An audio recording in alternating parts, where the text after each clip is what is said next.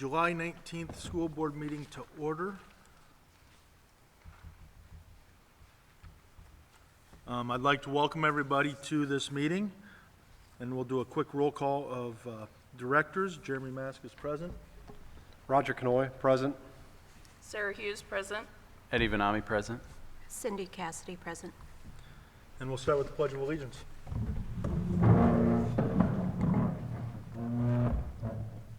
I pledge allegiance to the flag of the United States of America and to the republic for which it stands, one nation, under God, indivisible, with liberty and justice for all.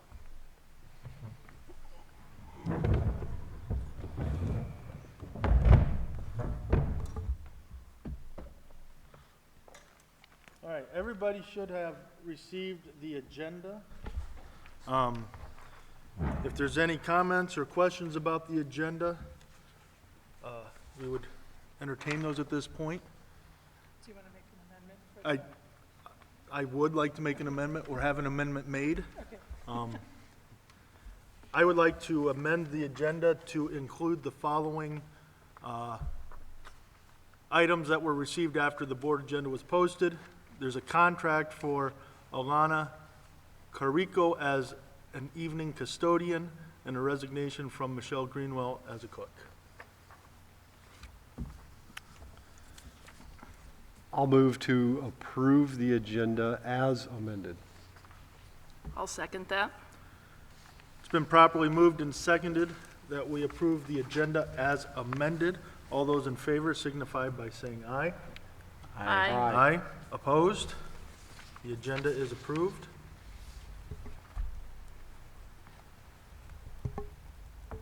All right. We'll go ahead and review the I-35 mission statement and our district priorities. The mission statement reads, "The Interstate 35 Community School District exists to develop lifelong learners and responsible, productive, successful citizens in an ever-changing society. Our district priorities are as follows. A, articulate and support a cohesive, student-centered pre-K through 12 vision for continuous school improvement. B, engage in effective teaching and relevant learning for the 21st century. And C, operate with physical integrity, efficiency, and effectiveness." The first item on the agenda is the Education Spotlight. We have the Associate Para Mentoring. So we have two of our associates, paraeducators. This, I think, generated about 2.5 years ago. We had talked about when we get new teachers in, we put them in a mentoring program and provide supports and get them resources to help them be successful when they're in the school. And so we talked about doing the same thing with our associates and our paras who have a vital role in serving our kids. And so Stacy Schultz and Margot Bobst and I have visited about this a couple of different times. And then when Keegan came on board, we had him working with the group. And we had Margot and Stacy also working with Heather Dutchery a little bit, who had created the teaching mentoring program so we could model some of the things that were successful in that program and with our paras and our associates. So Margot and Stacy are here to go over a little bit about what they're planning for the mentoring program for our paras and associates, which is new this year. So.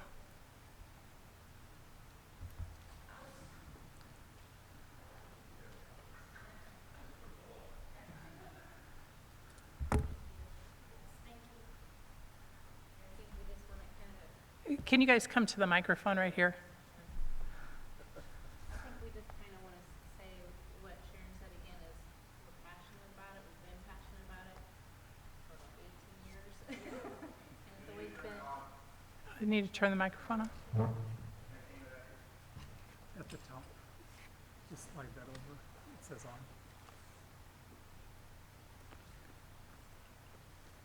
There you go. All right. Can you hear me now? Pull it down a little bit. I'm not that short. Hear me now? Okay. Get up here. We've been passionate about it for like the last 18 years, and it's always been pushed to the back burner. So we were excited when Sharon worked with us, and Keegan worked with us, and it's coming together. I think what we did was we just kind of pulled what we've learned from when we went to New Jersey for the Train the Trainer. And did you say you pulled it up? So we just kind of looked at the teacher's handbook and kind of followed what they did. Yep. Yep. Yeah, you can move on down. Did our objectives, our requirements, what we think the requirements should be, what our goals are.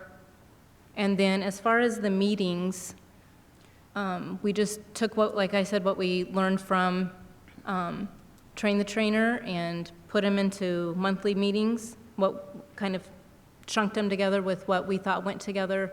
Other things that are important that HR, they need to know about HR, do's and don'ts, even how to do a subfolder. A lot of them struggle with how to put together a subfolder. I think one of the main things is in hours for associates and paras, we did the third meeting, the second meeting. Teachers, I think it's worded a little differently. You have to remember, paras and associates could be hired at any time during the year. So we need to make sure that if they're hired in December, that we're still going back to meeting 1, meeting 2, just because it's not in August or not in, you know, the fiscal year. It's when they start, not when the program starts. Sorry, I just wanted to make sure that they understood why. A lot of the meetings as we go on are kind of just a review also of what we'll be going over in the beginning. So at the end, we'll go over the subfolder if they have any questions, just reviewing things. Are there any questions? You kind of started to hit on something that I wanted to ask about. I wasn't sure when these meetings were going to happen, so thank you for doing that. Okay. And with that, do you think, will some of them happen on professional development days I or think that's not? what we're hoping. Okay. That's what, yeah. Okay. But we don't want to miss out what is going on too for the associates Yeah. and paras for So- that. So you have to balance that, so, okay, Right. great, yep. Right. I think we've just had so many associates or pairs that have started, now that we are doing the PD days, it's come out quite often, we're uncomfortable, we don't know what we're doing. When this happens, we don't know what to do, we don't know where to go. So it's like, this is perfect. They would know who to go to, feel comfortable going to that person, get to know that person. And remember, we're with the most vulnerable students that we have at I-35. And we're not with them for, a class period here, a class period there. It's 8 hours a day. Sometimes we have they have a associate or pair that is split, maybe with them, but, it's not a sit down and, take notes. I mean, it's hands-on. And I think that's part of what we also want the new hires to understand, too, a little bit more about what their job is going to be entailed when they are hired here. Margot and I were visiting a little bit today, too. We were just kind of brainstorming, and Margot had brought up, what about the ones that were hired maybe last year? Maybe they need it just as well. Not need it, but maybe they could benefit. They might want it. Yeah. They might Right, want it. So, right. yeah. So maybe not exactly new hires, but maybe somebody that's only been here 1 or 2 years. They would I think the benefit from it teacher also. one is 2 years, but, not to age ourselves, but we're the ones that have been here the longest, and we've seen a huge turnover, and that's one of the things that we would like to eliminate, and maybe it's to get back to the one-on-one with each other, not just with our students, but with each other too, and maybe learn what they're going through. Maybe they're going through the same thing that we're going through, and they just don't know how to talk to somebody, or they don't know how to ask. It's just opening up that communication with associates and paras too. To be honest, it's been a huge desire that I have wanted here at I-35 for a long time, So once Sharon said yes, I pulled out years and years of notes, and I'm sure she thought, oh my gosh, what are they? But it's not something that happened overnight by any means. It's something that's taken quite a while to figure out, and And it will still take many years to figure Absolutely. out. I mean, it's going to be a work in progress. especially up at the times. You know, a meeting, you know, we say approximately, because we honestly, we don't know. And the other thing we have to remember is maybe one associate will get that part easier, but maybe there's another part that they won't. But it's just a matter of showing that there's a need here. I'm really glad you mentioned the retention portion of it, because, you know, a detailed onboarding and not just a one-day crash course, here's all your information, is a huge key to retention, and we see it in a lot of different places. So I hope that through this, that we can kind of see a trend of our retention improving and continuing to get better, and keeping the people that we have trained, and you know, also identifying issues. So I guess that'd be my question is, through this mentoring program, when you do identify, you know, several people that are having the same issue or the same problem that needs to be resolved, what's the next step? Probably go to Mr. Weber and ask for maybe one of our PLC days, maybe to address it. Okay. Of course, you know, go to our superintendent also for guidance. But I think that would be the first step would be, I mean, each other. I mean, we're gonna. Whoever is Yeah, hired to exactly, be them. And, I whoever mean, we don't is. even know who that's going to be yet. So we're just going to have to give it to them and hope that they, Yeah. But I think Mr. Weber yeah, is very. he's going to be the, Great, thank you. Thank you. I right. appreciate your detail on this thank Thank you. you. throughout the meetings and everything else in it. It's just very good. Thank you.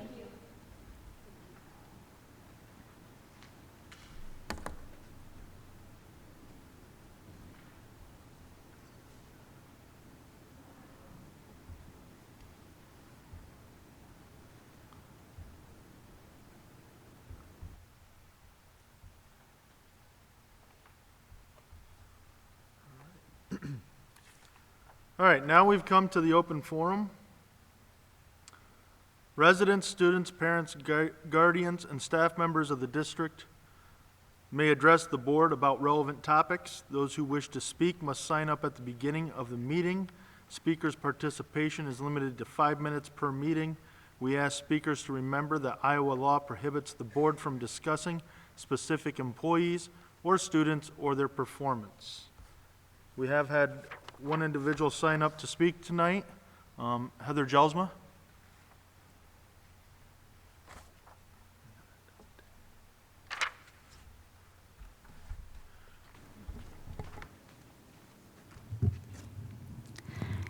Good evening. Thank you for this opportunity. Every time I come, I think it's going to be the last time. So last month, the superintendent brought up communication as being an ongoing problem that needs to be addressed here, and I 100% agree with that. One of the things that I see as a communication problem is the curriculum. If you look on the website under your curriculum, this is written in pretty big print, and it doesn't even fill up the whole page. You have a 3-line statement on philosophy and 9 points for learner expectations. This doesn't tell me what I want to know. As a parent, I want to know what curriculum you're using to teach my kids reading, writing, math, what expectations you have, what your assignments are going to be for, like writing, for social studies, what you're going to be studying in science. I want links to the websites that you're going to be using. I want access to the websites. So I would like to see that under that curriculum list, I would like to see a list of the mandatory and optional reading materials, of digital and online material, access to the students' websites. I know when I dual enrolled my kids, I had to fill out a curriculum form to submit to the school. It's not hard. It took maybe 20 minutes just to kind of give an expectation of what our plan is going forward. One of the reasons why transparency is so much of a concern to me is that after the May meeting, I started investigating the second step curriculum. for those of you who don't remember it, second step is the social emotional learning curriculum. I have a problem with the curriculum. I understand, Superintendent, you said there are standards that we have to follow. For me, I believe parents should be teaching their kids morals and values, not the school, so I do have an issue with that. But my main issue is with the critical race theory content that I found on the website. Now, granted, none of that, I have stacks of this stuff that I printed off. None of this came from actually looking over the material, but I didn't have access to the digital material. This all I found on the website. I heard back from the superintendent when I emailed my concerns, and I appreciate that very much. You mentioned that just because it's on the website doesn't mean that our teachers are teaching it, and I understand that. My concern is that it is being promoted as resources for educators, resources for superintendents and district administrators, and that's a concern to me because what I have found is I feel it to be very anti-American. I'm just going to give a couple of examples. This is a link under the National Equity Project. This is found under the secondstep.org anti-racism and anti-bias resource. The very first thing you see on this page is that it affirms the divisive political group Black Lives Matter. I want to make very clear I have no problem with the statement Black Lives Matter. I support that wholeheartedly. It's the group that I oppose, it's their leader, it's their founder, it's their beliefs and their practices. It's no secret that Black Lives Matter's founder has come out and said that she is a trained Marxist with Marxist ideals. Black Lives Matter just came out with a statement the other day that supported Cuba and denounced the United States. They are in favor of defunding police departments. They were at the heart of the violence that swept the nation this last year. My kids are not the only kids in the school district that have police officers or members of law enforcement in their close family. The message that all or most police are oppressive, racist, and engage in brutality is as offensive as the notion that all or most young Black men are criminals. That's the problem that I have with this group. Another example off of learningforjustice.org, I found this article. It says, a district profile, Black Lives Matter at school. Meet a school district that brought Black Lives Matter into the classroom and learn how you could do it too. If you watch CNN, Black Lives Matter is nothing but peaceful protesters.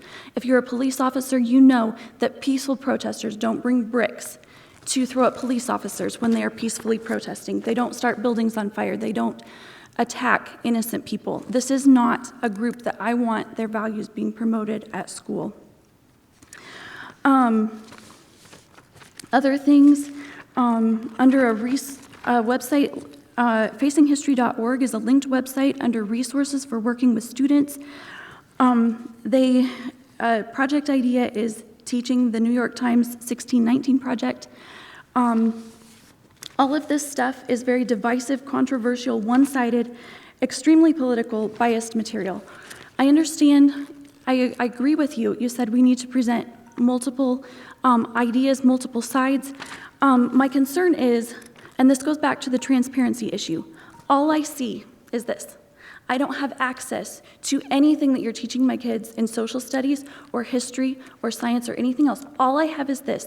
As far as I'm concerned, this is what you're teaching my kids, and that scares the heck out of me because it's completely opposite of my values as an American. I'm not seeing where you're teaching about slavery across all cultures and years where, there was enslavement of white Europeans. There was enslaved Black people enslaving Black people.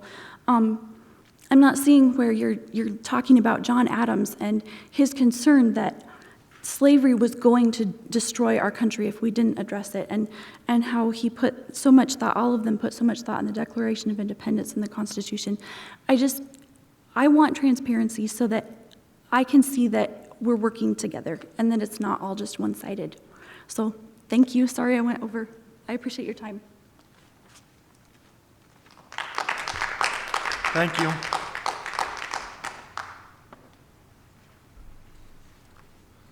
All right, the next item on the agenda is the student representative report. Yep.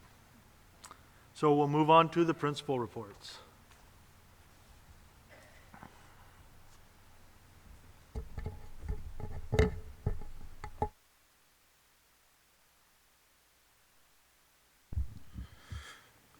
So the majority of my report this month is the secondary handbook updates, which I sent a Google Doc over to Sharon to make sure and send on to you guys. So I'll just kind of highlight the bullets that were a part of that document. But the staff handbook or the secondary handbook gets updated annually for us, and then comes to you guys for approval each month or each year. So just wanted to highlight rather than go through, because I think it's 50-some pages, which is the majority of it is obviously applicable in specific scenarios. So rather than to unpack the whole thing, updates for the 21-22 secondary handbook. Staff updates, I included all of the new hires that we've had, and I do keep an updated version of that because at times we do have turnover during the year, especially with custodians and associates and support staff. So I do keep those updated to the best of my ability throughout the year, but those have all been updated with teaching turnover and the associate updates, so they're ready to go. I included a table of contents, as I started the review this year, realizing the amount of material that's in there can sometimes be daunting. And if you're looking for one specific thing, I thought it would be good to have a list or a running page list, because it's on a PDF on the website. So I went through and created a table of contents for quick reference for both students, parents, and staff. If you're looking for one specific area, you can now find that quickly with the table of contents. Board policies. Again, when I first started reviewing things, I started through doing a cross-reference and very quickly found there were some outdated policies referenced in that handbook. So anytime there was a board policy represented, I made sure that the language was the same in the handbook as it is currently listed on the website under the board policy. So one of those was just student behavior language that's on that board policy that I think has evolved over the years, and so I just copied the policy and put it right in the handbook so that those matched. Tardy policy, we adjusted, we met last week and we adjusted from Saturday school. So the way our tardy policy works, I think it begins at the fourth tardy. You were assigned to Saturday school, which we decided was fairly intense. We do recognize the importance for students to be in class, and we're not minimizing that by lessening, but we're looking at how can we get that time back from students. We had a number of students that weren't showing up for Saturday school. So we've moved that from a Saturday school to an office detention, because we can make sure the students are in the building. We can keep them after school if we need to, or even use a lunch detention time, which is rather middle school or elementary-ish. But if that's how we need to get the time back from the student, then we can use that time as needed. So we did not lessen any of those numbers or extend the number of tardies you can have. We just adjusted what the punishment was. We did also add a parent meeting after I think it's the ninth tardy, which may seem like a lot of tardies to class, but that's not an unrealistic number when you look at over the span of a semester. And so we felt that we could be more proactive with parents in making sure that we understand what the cause of that tardy is. So we've included a parent meeting at that number 9 mark, or right in there somewhere. I don't know if that's the exact number, but it's in the handbook. Truancies. We had some language that was a little contradicting in there as far as what a truancy was or how it worked. So we've adjusted that to read any truancy more than one period will result in a Saturday school. It was listed something along the lines of anything less than a period was this, anything 1 to 4 periods was this, anything 4 to 8 periods was that. So we just cleaned that up because we don't see a lot of more than one period truancy. We do have that from time to time, but not a ton.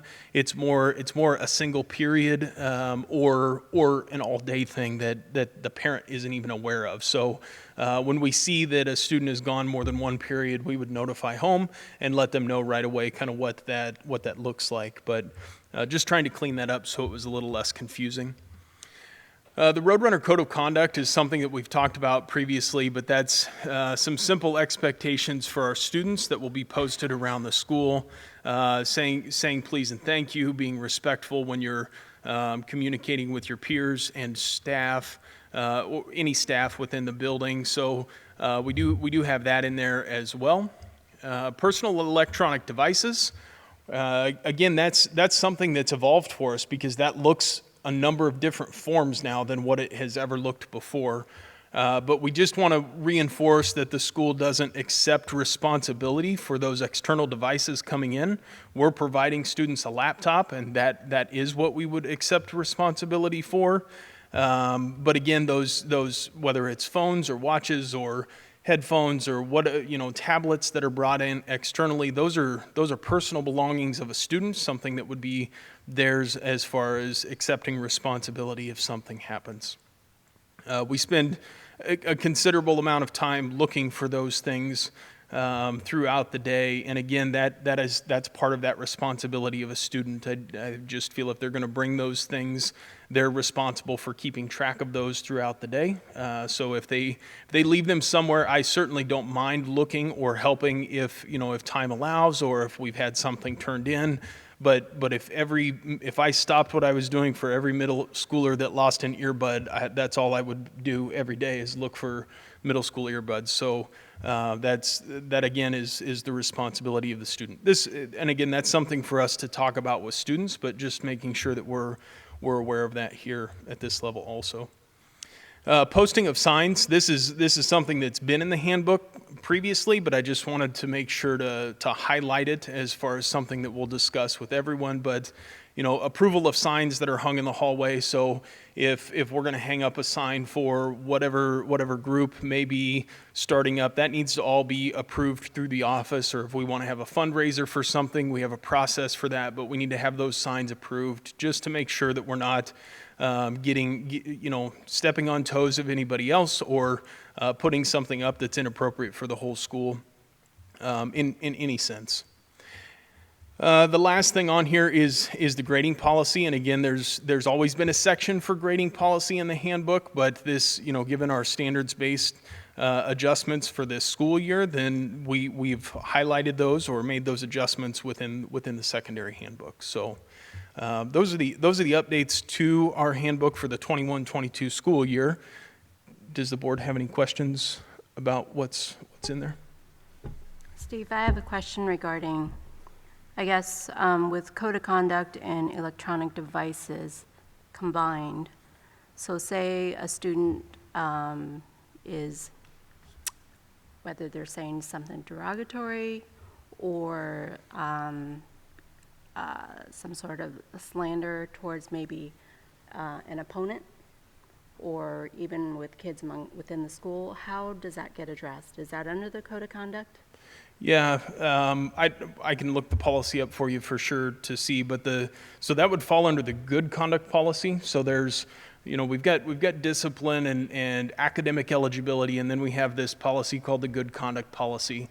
And it really is applicable to any student that is a participant or non-participant to the school. So how you handle yourself, whether you're in school or out of school, those are the items that would fall under that good conduct policy, yes. So it's a portion of that and spelled out. I don't know that it addresses anything specific such as derogatory or demeaning, but there is a cause in there that states something along the lines of appropriate conduct, which means handling yourself appropriately with anybody. So yeah.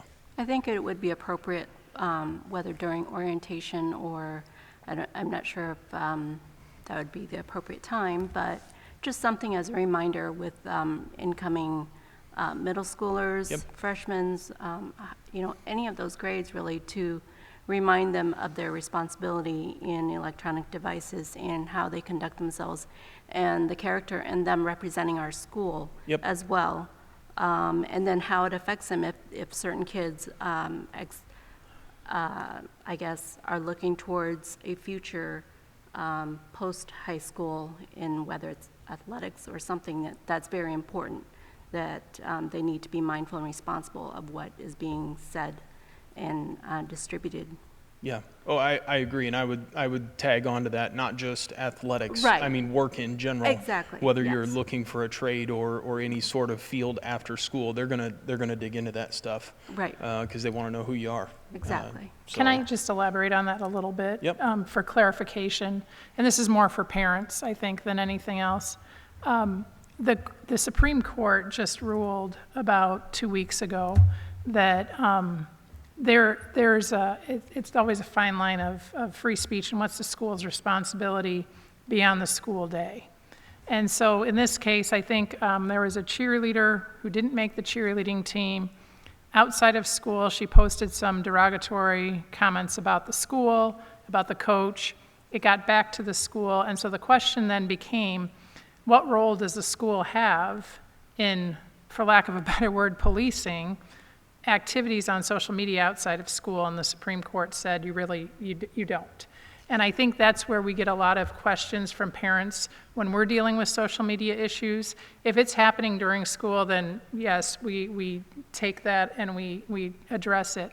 But if it's happening outside of school, it becomes a little bit more challenging because that's really not us to monitor what kids are saying outside of school. So it gets a little tricky if they're using a school device, though, outside of school. And so as this continues to evolve, and like I said, this court case was just decided 2 weeks ago, 3 weeks ago. I know they heard it in May.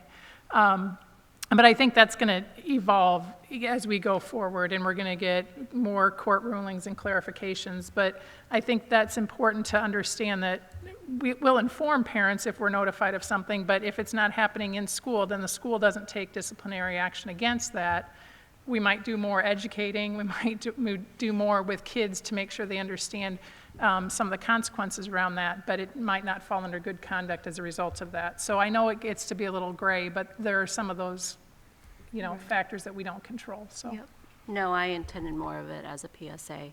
Just, here's just something Well, I think it happens all too often, Cindy, and I don't want to go completely down a rabbit hole, but Right. it truly is something that, it's, the last bullet here states inappropriate or offensive conduct. So, I mean, that covers the gamut of things, if you will, so.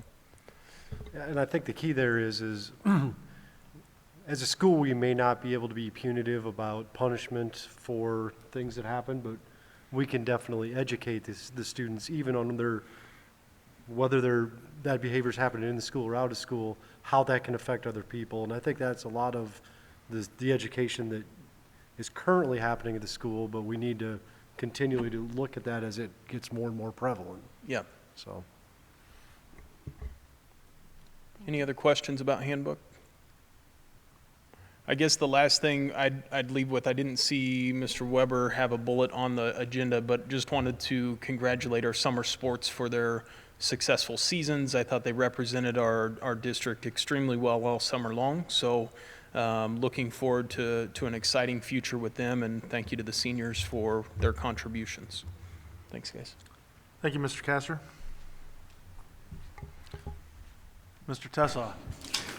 All right, I'm hot mic. All right, so I've got a few things here to go through. First one, just a little summer school update. We are in week 3 of summer school today. It's hard to believe we're already wrapping that up next week. We have one more week left of that, so we'll have 3 more days left. We've got this coming Wednesday, and then next Monday and Wednesday. So far, everything I've seen is going really well. The kids are having fun. I think it's a good chance for them to see their friends a little bit here in the summer, and a chance for teachers to kind of keep some of those relationships going. So good things happening there. Continuing to work on schedule for this fall, just trying to dial in all the pieces for lunch and recesses when all those things fall in there. And so we'll have that ready to go here in the next little bit. And a preschool update. So just a little kind of fill you in on that a little bit. We have our one section of 3-year-old preschool, which is a half day. That maxes out at 16 students, and that is currently full with 2 students on a wait list for 3-year-old preschool. And we have 2 sections of 4-year-old preschool that each can hold 20, and they are both full, and we have 1 student on a wait list and 3 that say they're going to register. We just don't have those papers yet. So we could potentially have 4 on the wait list on that. So we're watching those numbers really closely because we're right on that cusp of, do we do 2 sections or do we go up to 3? Our goal is to try to avoid wait lists if possible because we don't want to lose those kids in the long term, but we have to be fiscally responsible as well when we make that decision to add that 3rd section. If we did add that 3rd section, it wouldn't be a new hire. We'll look at our kindergarten numbers. That's always an unknown as well when you have kindergarten students that you don't know if they came to preschool or not. And with last year the way that it was, we may have had some families that didn't send their kids to preschool just because of the unknown. And so we've been trying to get the word out as much as we can. We have flyers up in some of the banks and post offices trying to get those kindergarten numbers in. We have a pre-registration form available on our website, and we've posted it on Facebook as well. So just continuing to try to find those kindergartners so we can have a better idea of what those numbers are moving forward and can make that decision because we're kind of right on that, that line of where we can go down a section of kindergarten to add that section of preschool if need be. So just some of the things that we're looking at. And I know there's a spot for handbook later, but I'll go ahead and go through that as well. You should have a copy of that in front of you. I did forget to do the strike through and the highlight of the changes, but I can go through them very quickly. There's not a ton that we changed on there. Obviously, we updated the staff on the first page, added the updated calendar for next year. The main things that we did kind of tweak, in the attendance section, we changed some of the wording on if a student is quarantined or self-isolating, that it's not going to count towards that attendance if they are making adequate progress as arranged with their teacher. Before it's mentioned Schoology and some of the things that we had in place for last year. I removed the big section about the return to learn phase 1, phase 2 stuff that we had last year, so that block just got taken out. And then under report cards, I just added one little section about how we're switching to the trimesters on our report cards. Which is all that is changing is how often we put those report cards out. And I know I shared it again with you last month, but I'll just kind of review again. The idea behind that is so that when we have our parent-teacher conferences that we're looking at current data and not something that's a few weeks old or not even current yet. So when I chose those trimester dates, they're aligned with parent-teacher conferences. So the trimester ends the Friday before the week of conferences. So when they have conferences, they'll be looking at data that was just put in from the week before. So again, it's a minor change, but it does align better with conferences and with some of our testing like GOLD and FAST where it's done 3 times a year. So we'll report 3 times a year as well. So that's really all I have for changes that we made. Any questions?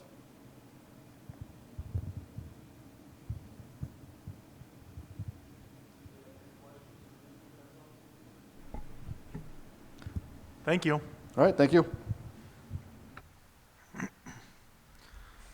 All right, Superintendent Report. Yeah, so just a couple of things I do want to mention. I don't have it on my list here, but we do have registration for any maybe kindergartners that have not been able to register yet or preschool students. Online registration opens August 2nd for all families. We encourage our new to the district families or our kindergarten students to come in and register. We will have an in-person registration on August 5th from noon until 8. And I do know that they're doing the back-to-school physicals that night, so if your student is going to be participating in sports 7th through 12th grade and they haven't had the physical yet, they can come in. I think it's $20 for the physical. Mr. Weber or Mr. Castor, is that, I see heads shaking yes. So, and they can call Rose Dickinson or Brandy Ransom to get some of that information if they want more details on that. But just as Mr. Tessa was mentioning students and coming to the district, I wanted to throw those dates out there. As we talked last month, we do have ESSER 2 and ESSER 3 funds, and I put together after our conversation at the last board meeting some information about that. So I wanted to take everyone and just kind of walk through what that looks like, where that information is found, and we just are asking for feedback. If community has ideas, or if, we've asked staff for ideas, so anyone with ideas, or if they have questions about it, to let us know. But if you go to, if you go to the website and go to the menu, under, let's see if I can find it quickly. District office.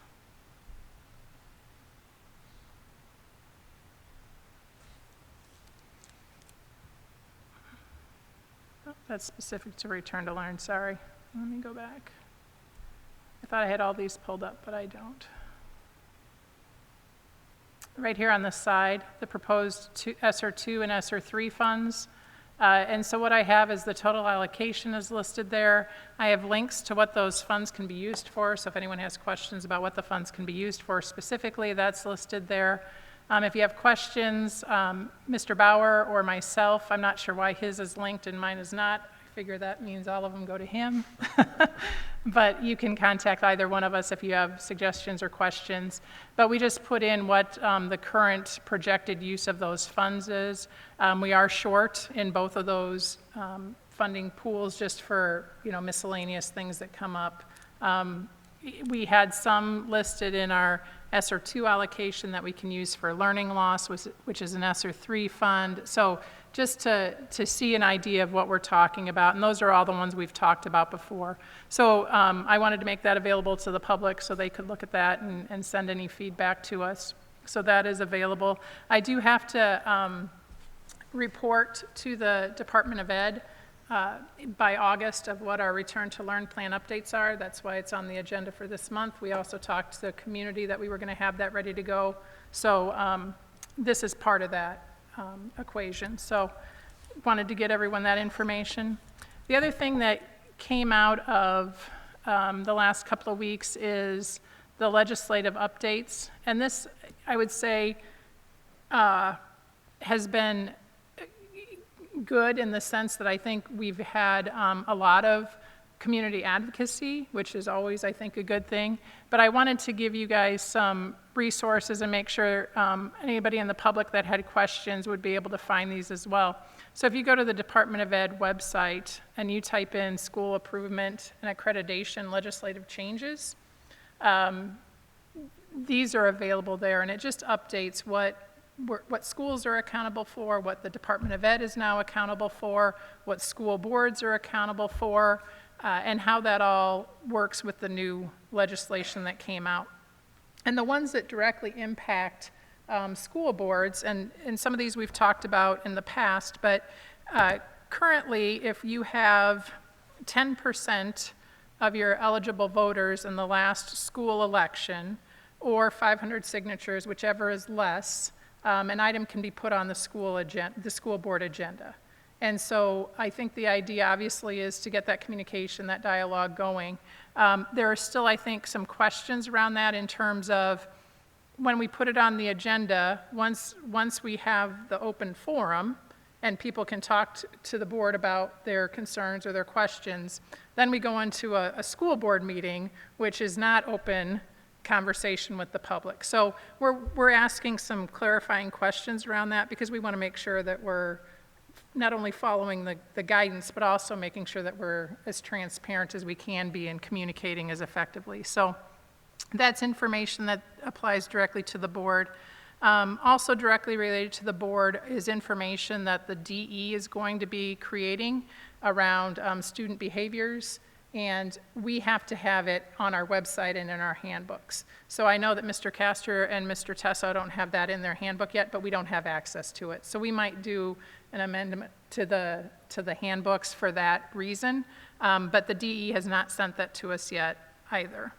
The other thing is there was a kind of a direction or a focus on the First Amendment and free speech and what that meant in schools.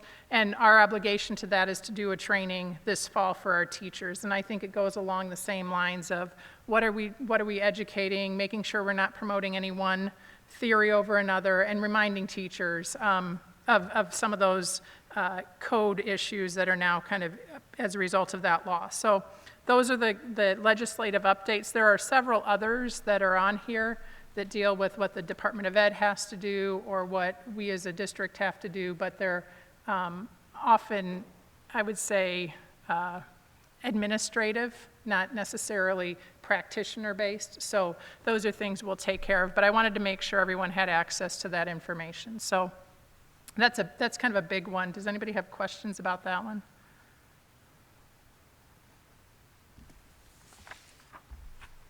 There also were changes to some of the allocations of funding, what we can use categorical funding for, what we can, so those are all things that Ted and I will work through and make sure we get you that information if it's relevant to what we're doing.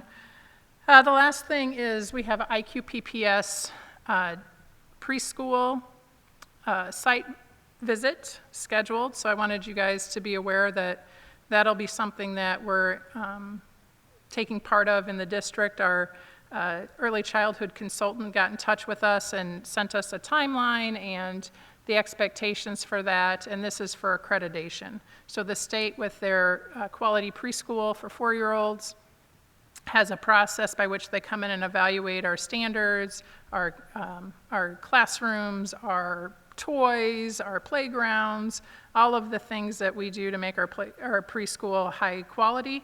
They come in and evaluate that, give suggestions, make sure we're meeting guidelines. And so if you remember the DE site visits from 4 or 5 years ago where they would come for 2 or 3 days and go through policies and check records, and it's very much the same thing but for the preschool guidelines. So that's set up for November of this year. So we've got our preschool team working on that already. So How is that different from daycare accreditation? So daycare accreditation, so 4-year-old preschool is accredited through the Department of Ed. Our daycare is accredited through Department of Human Services because they work with all daycares in the state. So it's 2 different agencies that accredit those. Okay. How often does our preschool get this site visit for the accreditation? So this will be the first one for us because we were a NACI school, and now we're going to be an IQPPS accredited school, which is the state accreditation. NACI is a national accreditation. I would say the processes are very similar, but in some regards, NACI is probably more strict. In some regards, IQPPS is more strict, so depending, you're going to see some differences. But the actual site visit at the school takes place every 5 years. But we send in a desk audit every year with updated information. So do we lose the NACI Yes. accreditation? Yes. Okay, so Yes. this Because you only need to be accredited through one agency. okay, so this takes the place of Yes. the NACI one? Yes. Okay. Yes. Any questions about any of those? Timeline you said for ESER 2 and 3 feedback was by August? Is Yeah, that I would right? say by about the 15th of August. I think the 23rd is when I have to submit it. And it doesn't have to be final.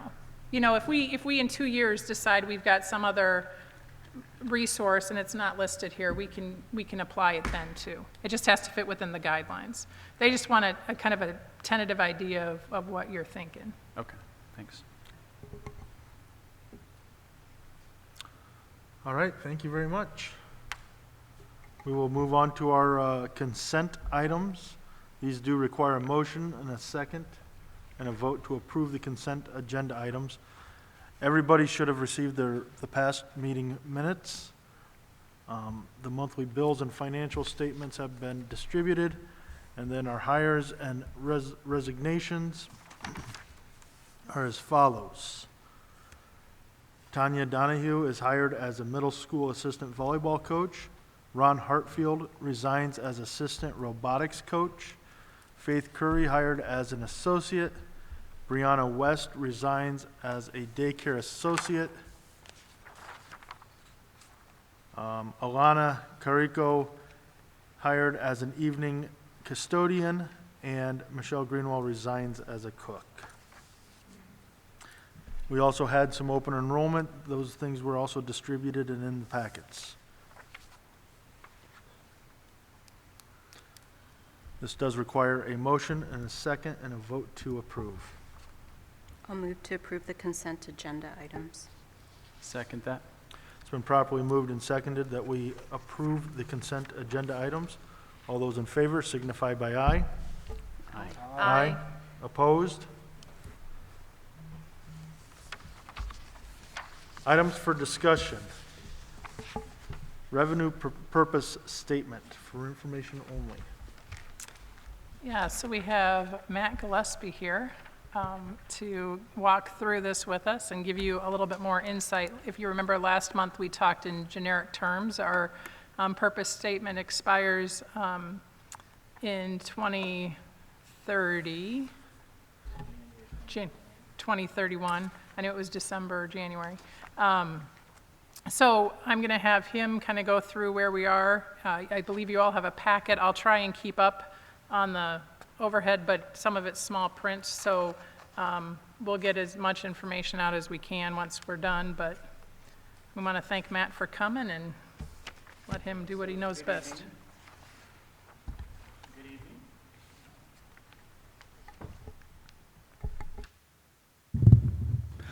Matt Gillespie from Piper Sandler. So I met, I think, most of you before at prior board meetings, and for those of you that have seen me, you've seen this packet. It's very similar to what we've looked at before. It just keeps getting updated with different changes, dates, interest rates, et cetera. So this packet goes through more than just the revenue purpose statement, and we'll touch on those other things as well, just because I'm here. That certainly does not mean that the board is moving forward with any kinds of projects or borrowing or increasing taxes or anything like that. This is really just, information.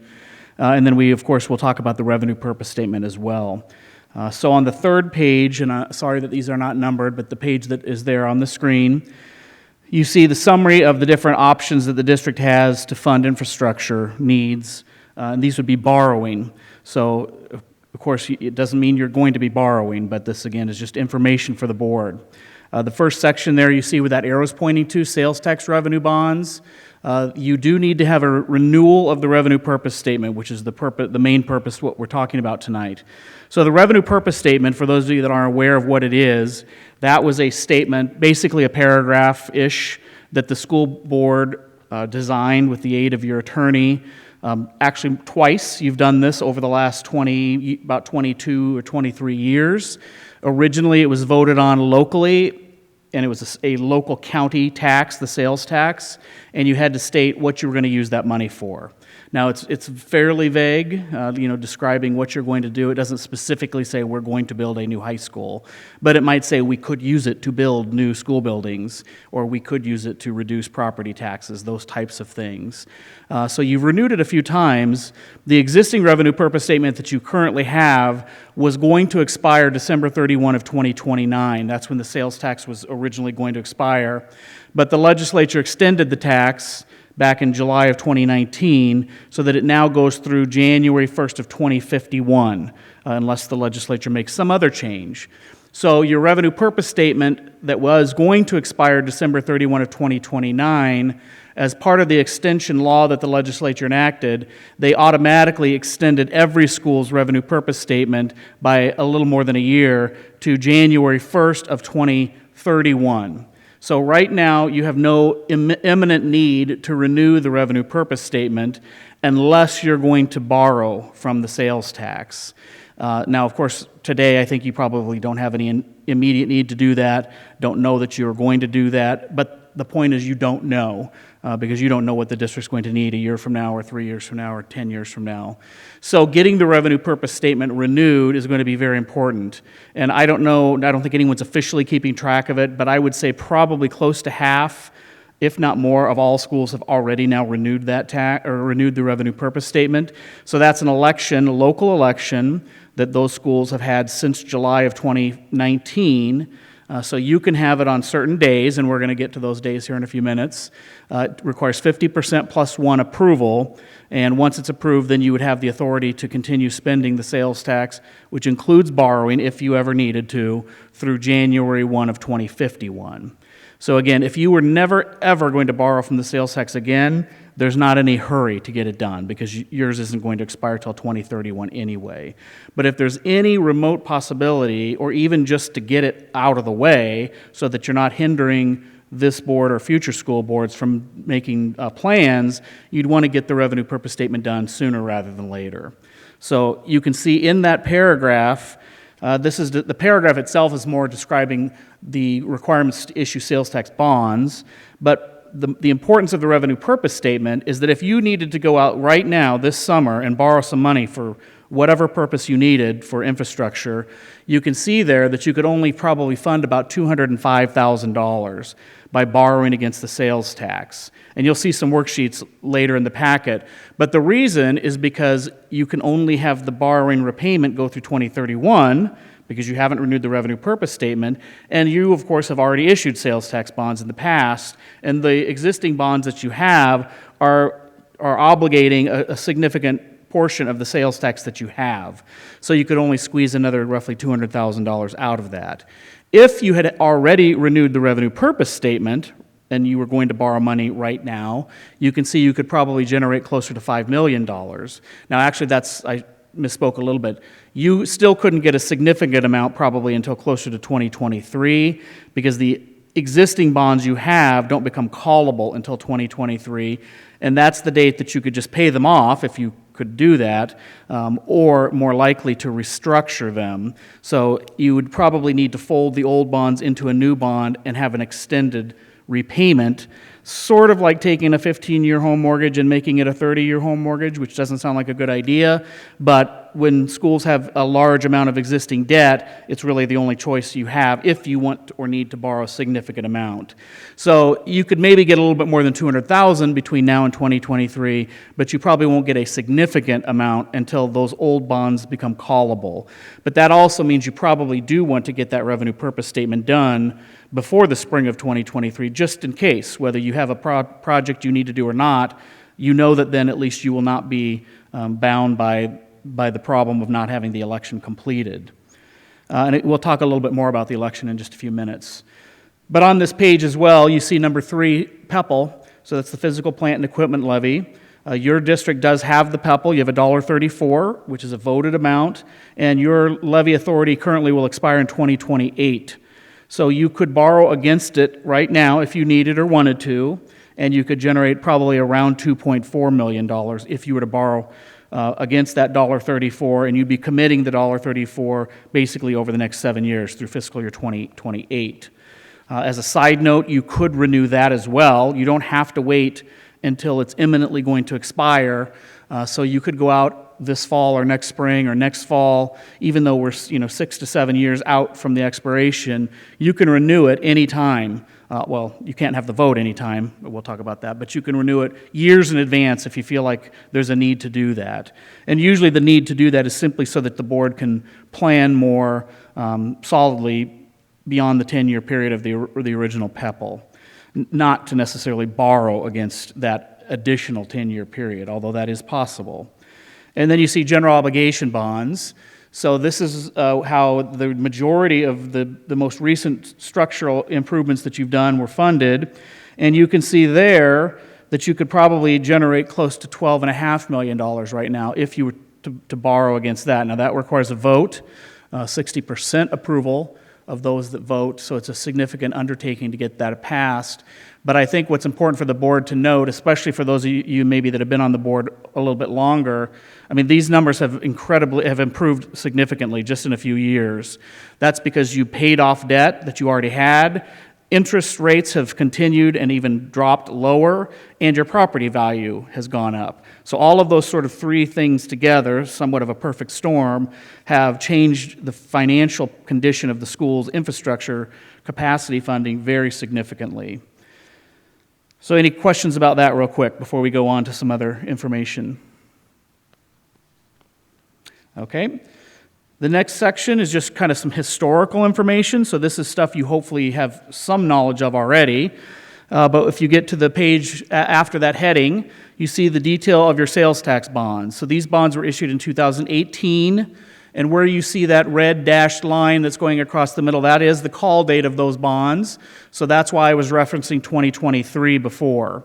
These these bonds have a 3.38% interest rate, which 3 years ago was a reasonable interest rate. Today, that is an incredibly high interest rate, if you can believe it. But you can't do anything about it because the bonds are not callable yet. So if we were sitting right now, 2 years into the future, in 2023, you almost certainly, absolutely would be refinancing those bonds. And if you had another project, it's possible that you could just be wrapping them into that and funding all of that together. But at minimum, you'd be probably refinancing those. And if you could do that today, instead of the 3.38, you probably would be getting an interest rate somewhere between 1.2 and 1.4. So really, really low rates. If you go to the page after that, this one's a little bit more difficult to interpret.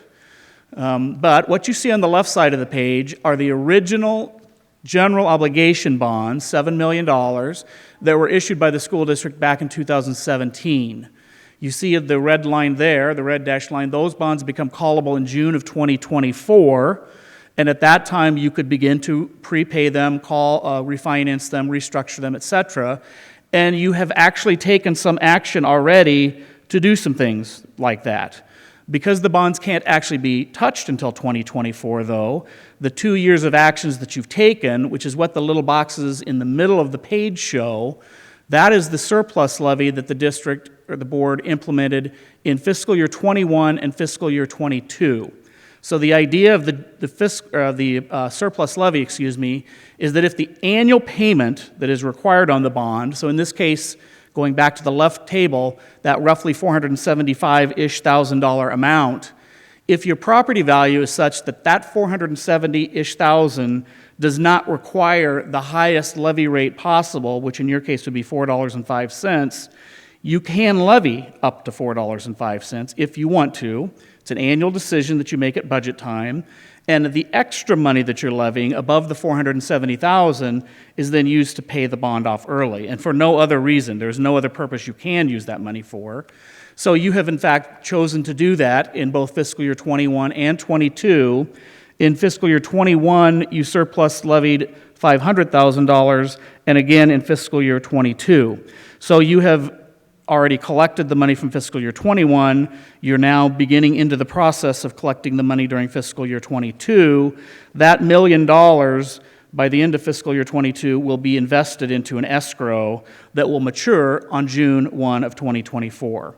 So that once that date is reached, those monies will mature and you'll just pay off portions of, which is where that orange box in the bottom left-hand corner is showing, you'll just begin to pay off portions of the principal. So where the arrow, the kind of crooked arrow there, is pointing over to the right side, the payment schedule that's on the left side under the red dashed line is no longer accurate in a good way because you are going to pay off bonds. So that doesn't mean anything anymore. And what we see now is what's left on the right side. That assumes that you don't do more surpluses, although you may. That's up to you to make those decisions. But you can see what has happened is that you've knocked off the entire last 2 years of payments and a portion of the third from the last year.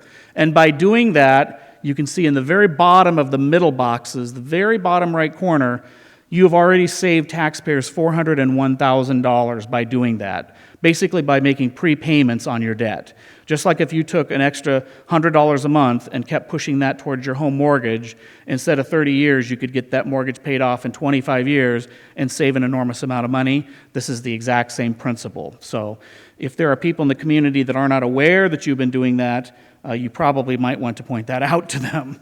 Some people I know in some communities don't always think the board is doing a lot of good things. This is one thing that has certainly been very beneficial. Not only has it saved your taxpayers $400,000, which alone is good, it's also because you paid principal off. It's one of the reasons why now you can get $12 million. You can borrow more money faster, sooner than you otherwise would have been able to because the debt's paid off sooner. Going to the next page, we see a detailed breakdown of your property values.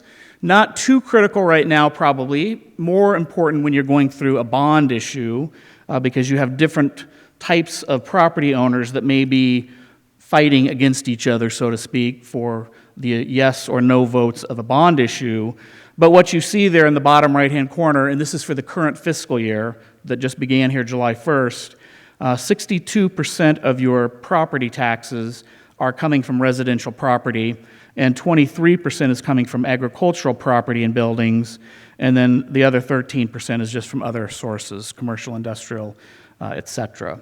Now, that could change, obviously, from year to year, but what it's showing us, and I think some of you have seen this information before, I think to some of you, certainly to outsiders, I believe, most people would just look at I-35 and think, you're a very rural district. But in fact, that is not true. Yes, you definitely have a significant agricultural base, but you're not necessarily just a rural district. Your residential property is very significant, and even just the other property, which in your case happens to be utilities for the most part, is a pretty significant part of it as well. The page after that just shows a long history of your property valuations. So the left side is the assessed value, the right side is the taxable value. The history isn't really that important because certainly what's happened in the past is not necessarily what's going to happen in the future. But it is at least a place for board members and for finance people like us to begin a conversation. We can clearly see that your district is not growing at 20% every single year. That's, of course, no district is, other than maybe someone like Waukee. But we can use these to then create a reasonable estimate for moving forward if you did want to or need to borrow money 3 years or 7 years or 10 years in the future. We could make some kinds of projections, which doesn't necessarily mean they would be accurate. They would be more accurate than not, just because we're using some kind of historical data, though. The page after that shows a history of your tax levy, just for the school district. So not the city, the county, the community college, all the other taxes that you all pay, but this is just the school's levy history. And you can see in the far right column the annual amount. So it was back in fiscal year 10, a little bit below $18, but since that time has remained really quite remarkably stable at that $18.40, $30, $18.60, so very, very stable. Where you see the circles is just pointing out, in case you weren't aware of it, that between fiscal year 20 and fiscal year 21, you sort of swapped the purposes for some of the levies. Clearly, you did not need the management fund levy to be as high as it was, because you had built up a significant management fund balance, which is very, very common. Most schools in Iowa have done that now. They have created significant balances in the management fund. So one option is to then switch and instead levy more in your debt service fund, which is exactly what you did. So that levy went from $1.96 to $3.65, but yet the tax levy as a whole, the consolidated levy from the district, is exactly the same between last fiscal year and this fiscal year. But you meanwhile save taxpayers $400,000 by doing that. So that's just showing you your ability to do that. Certainly you don't have to keep the levy consistent, that's your choice. And if you really wanted to, you could levy even more in the debt service and make the tax go up, or levy less and obviously let the tax levy drop. But a very good job that the board has been doing in your administration of keeping a consistent tax levy for those of you that like consistency. The page after that, especially the top portion of it there, this is showing us your statutory or constitutional debt limit. So every municipality in the state is limited by state law to not having more than 5% of your assessed property value outstanding in principal at any given time. So the interest that you owe on debt doesn't count in this particular situation. So your new assessed property valuation is $458 million. 5% of that number is $22.9 million. So that's the maximum amount of principal that the school district could have in debt between this July 1 that we just passed going through next June 30th, this fiscal year. And you do have debt. We subtract that off. You have $5.9 million outstanding in general obligation bonds. We can only add back the fiscal year 21 surplus levy of $500,000 because that money is already in the bank and invested. The fiscal year 22, the other $500,000, we can't add yet because you haven't actually collected it. You've levied it, but people haven't begun to pay their taxes yet. And then the sales tax bonds are subtracted. So if you had a significant need for a project right now, you could go out and issue up to $12.3 million in new debt. Now, I'm not suggesting you're going to do that, but it's important, though, to then notice where that arrow is pointing to. If you took the largest PEPAL, general obligation, and sales tax bond that we saw on that summary page, and you added those three things up, you have the mathematical capacity between levies and sales tax revenue and enrollment. You have the mathematical capacity to issue up to $19.7 million right now, but you cannot issue that large of an amount. You would be restricted to the $12 million number. Even if people voted yes for a bond issue, even if the need was great and significant and everybody agreed that you needed this thing, you still could not issue more than $12 million, period. But that number has increased exponentially, basically, since just a few years ago when you issued the bonds to build this facility, for example. The page after that is showing us a history of sales tax revenue and enrollment. More important on this particular page is the very top. That's where we talk again about the revenue purpose statement. So you held the most recent election back in September of 2012, but that was before the legislature changed the law. So you see the next note there, when did you hold the revenue purpose statement that would give you the authority through 2051? Question marks. You haven't done that yet, and you don't have any immediate plan to do it, but you could. It's very easy to do, and I know the superintendent has given you some data previously about the process.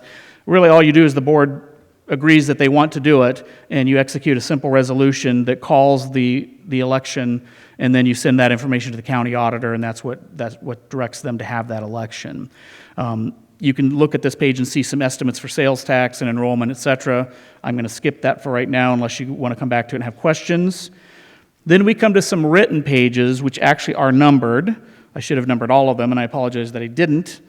But I want you to go to the page that is numbered 3. And in the middle of the page, you see the heading Hearing Requirements Related to Sales Tax. So the reason that I want to talk about this is because you have issued sales tax bonds in the past, but when you issued them, it was before the law changed. So when you issued the bonds previously to fund this structure, you didn't have to have any hearings. The board could do literally anything you wanted to do as long as it fit within the law of what could be funded with sales tax. When the legislature extended the sales tax in July of 2019, they made lots of changes. One, obviously they extended it for 20 years, which is a good thing, but they also put these hearing requirement restrictions on you. And they're not the end of the world. There's nothing wrong with hearings and being transparent. That's obviously a good thing, but it does give you some potential restrictions. So now there's two categories here. A is if you were to borrow money from sales tax, and this is for any reason. So let's say we're at 2023 and you don't want to build any new things, but you just want to refinance those bonds that are at that high interest rate. Even to refinance the bonds, you have to have a hearing, and then the hearing comes with a 15-day window. The day of the hearing is day 1, and then there are 14 days after that, during which citizens could petition you. And it takes 100 people or 30% of the number that have voted in the most recent school board election, whichever number is bigger. That number of people would have to sign a petition presented to the school board president that says, we don't want you to do that. We don't want you to refinance the bonds, which I doubt that that's going to happen. But if you were going to build a new football stadium or a new classrooms, whatever people don't want you to do, they could now petition you. And if there's enough people that actually do sign that petition, you will not do it. So you have the option of just stopping and changing course and just moving on with your life. You don't build the football stadium, you don't build the classrooms, you don't refinance the bonds, whatever it is. Or if the board believes that that thing is so important that you really need it and the people that sign that petition maybe don't quite understand, then you can call for a full-blown election. That election then is asking the community, can we borrow from sales tax to refinance the bonds, to build the football stadium, to build the classrooms or whatever. And that election requires 50% approval, not 60%. But you can't just call the election anytime you want because of the restricted election days, which we're going to look at. And then item B, this is not borrowing, this is just spending sales tax cash. So the law also changed such that if you're going to spend sales tax monies on an athletic purpose that is not physically connected to one of your school buildings, means a football stadium, baseball, softball, tennis, any of those types of athletic things that aren't physically connected, Usually a gymnasium is going to be physically connected, although if you were going to buy the houses across the street and tear them down and build a gym over there, that would count too, unless you somehow magically had a covered walkway that maybe went to it. But if it's something that is athletic and not connected to a school building, even to spend cash on it, you have to have this hearing. And that comes with the same petitioning possibilities and requirements. So you could be petitioned and have to have an election just to spend your own cash to fund that thing. And that has actually happened already at a couple school districts. They've already went through that entire process to get that authority. The one case that I'm aware of, they were petitioned, they did say they wanted to have the election, and then the election failed. And they were renovating the football stadium to include turf and whatever other things like that.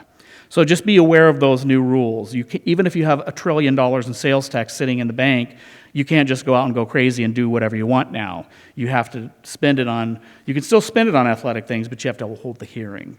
So if you have PEPL, if you have $1 trillion in PEPL and $1 trillion of sales tax, spend the PEPL on athletics, spend sales tax on classrooms and buses and technology, because the PEPL does not require these hearings. So keep that in mind as well. The top of the next page shows those dates that you can have elections. So this could be a bond issue, it could be the PEPL renewal, but it also would be the revenue purpose statement renewal. So you see that there are 3 dates in odd years, 2 dates in even years. That means you could have the election this September, although I think your past the date was maybe last Friday, I think, to post the notice to the county auditor. It was last Friday or this Friday. It's very soon here. I don't remember. But you could also have it with the school board election. So there's still another month and a half or so that you can process the paperwork and get that done. And if you didn't choose to do it in November, then you'd go to next year in the even year of 2021, and it could be the first Tuesday of March or then again in the September date. If that question fails, it's just like a general obligation bond, and you have to wait no less than 6 months before bringing it back. If you renew your PEPL and that fails, you could just bring it back every one of these 5 dates. But the sales tax revenue purpose statement and a general obligation bond, those 2 things you must wait no less than 6 months before you bring those questions back. So keep that in mind. There's more discussion of the revenue purpose statement at the bottom of that page, which I'll just let you read. The bottom of that page and the top of the next page. And then the rest of that written section we're going to skip, but you can definitely read it and should read it. It will educate you a little bit on bonding. We're going to come to the general obligation section, and I'm just going to show you the worksheets that were the basis for how we got to those numbers that I had on the summary page. So you want to look for this page that is the general obligation bond. It's after the written stuff. And you'll see along the right-hand column of that page, there's a yellow column that is showing a tax levy rate of right about $4.05. So your district has the authority to levy general obligation bond payments with up to a $4.05 tax levy. There's about 103, 104 school districts in the state that have that authority. You voted that extra question at one time over the last 100 years that gave you the authority to levy more than $2.70. So every school could levy up to $2.70 to repay general obligation bonds. You and about 100 other schools have asked for special permission, which you got from your voters, that allow you to go up to that higher $4.05 amount. So this is showing what if you were to have a bond issue and you were borrowing money next spring, so basically about a year from right now. You can see we've assumed some growth in the top right-hand corner of your property valuation. That's just a guess. We don't know how it's truly going to grow or decline. And then the interest rate we're making up. We don't know what the interest rate's going to be. We're showing, or what I did was just used an average 2.85%. Today at Colfax Mingo, they sold bonds that looked exactly like this, the same structure. They issued $10 million of bonds, and they had an average rate of right about 1.64, I think it was, 1.65. So this is clearly much higher than what today's rates would be because I'm intentionally being conservative. I don't know what the rates are going to be next year, and you don't either. And of course, you're not even borrowing. We don't even know that that would ever happen. Is their rating similar to ours? Their debt rating? Yes, actually yours is higher. Okay. I think one notch. Their Standard & Poor's A, and I believe you guys have A+ rating, or they're right in the same area. They're very close. And then their bonds were insured. So the underwriter chose to pay for insurance. So that brought the rating to AA. Got it. Okay. But they also had 5% interest rates in the beginning, 5% coupons, which is normal. And then they dropped down into the 1% range at the bottom. That's totally normal. It's creating a very large premium for them. But again, this is just a guess. It's just showing you what if the rate was approximately 2.85 on average. So that means that if rates stayed where they are today and you really were going to have a bond issue next year, you could get more than what you see here. And if your property value were to grow higher, you could get more. And the opposite is true too. If your property value didn't grow or interest rates went up above 2.85 to some higher level, then you could get less than what it shows here. But again, you're not borrowing that I'm aware of in the next 12 months. So this is really just information for the board. The page after that shows a tax impact worksheet. So it's showing what if you did have a bond issue, or what if you did a surplus levy for the full $4.05, but you did not offset that by lowering your management fund levy or lowering some other levy. So in other words, what if you really raised taxes, in this case by 39 cents? Because you did levy $3.65 in fiscal year 21, you could have levied $4.05, or a new bond could require $4.05. So what if the levy did go up 39 cents? What would this mean to people that own property? So this could also be any other levy that you have. It doesn't have to be bonds. It could be the management fund. It could be your general fund. It could be the PEPL fund. It could be the city or the county levying these taxes. It's all the same. But if you were to increase taxes by 39 cents, you can see the calculations there. And I'm not going to take the time to go through that unless you want to talk about it, which I'm glad to do, because I don't think that's your intention, is to raise taxes. But if for some reason you have the need to do that or desire to do that, you can use this worksheet to help you understand what is the real impact to real citizens. And the reason that you need to understand that is because it's typically not nearly as significant as what you think it would be or what they think it's going to be. So there's always a lot of gossip and hearsay that gets discussed around a community when that happens. The next section is showing just the PEPL. Again, just showing what if you borrowed against the PEPL next spring. Actually, this really would be this spring, because you have the authority to do this right now. The bond you don't have the authority to do because you haven't voted. You literally have the authority to issue PEPL notes right now if you needed to. So here, similarly, I'm just using 1.4% interest. This would probably be maybe around 0.8, 0.9% average for this type of a borrowing, if you can believe it. You can see along the right-hand column, you'd be consuming close to the full $1.34 levy that you have authority for, but you could generate around 2.4-ish million to spend. So that's the good thing. Of course, the negative thing is if you did that, you'd be committing most of your voted PEPL. So you're using a lot of that money for buses and technology and maintenance and other things. So we'd want to make sure, and you'd want to make sure, that if you were going to obligate it like this, or with the sales tax bonds that we're going to get to, we're leaving enough money for those ongoing routine things. We don't want you to overburden yourself with a debt payment that is going to then restrict your ability just to take care of the things that you already have. The next page shows, just hypothetically, and I don't think this is even in your project anymore, I don't remember, but this was showing what if you didn't borrow the most you could, but what if you were just funding $660,000, which at one time was some property you were contemplating. So again, this is just, and it wouldn't have to be property, this could be anything. This could be, 4 new buses or 5 new buses, or it could be an addition to the bus garage or whatever. Just shows a smaller level of bonding. The next section, if you go beyond the written summary and you go to the worksheet, this is what if you went out right now or next spring and borrowed against the sales tax, but you have not renewed the revenue purpose statement, which you haven't renewed the revenue purpose statement. So you can see you really wouldn't be able to borrow very much money, and it would be very ugly, what we call ugly, because there's no principal being repaid until 2030. You'd be making interest-only payments. That's because the existing bonds that you already have are consuming a significant portion of the sales tax revenue that you already generate. So you couldn't add more debt to that, nor more principal, so no significant amount, until 2030, and that's the last year you can have the repayment until you've had the revenue purpose statement renewal.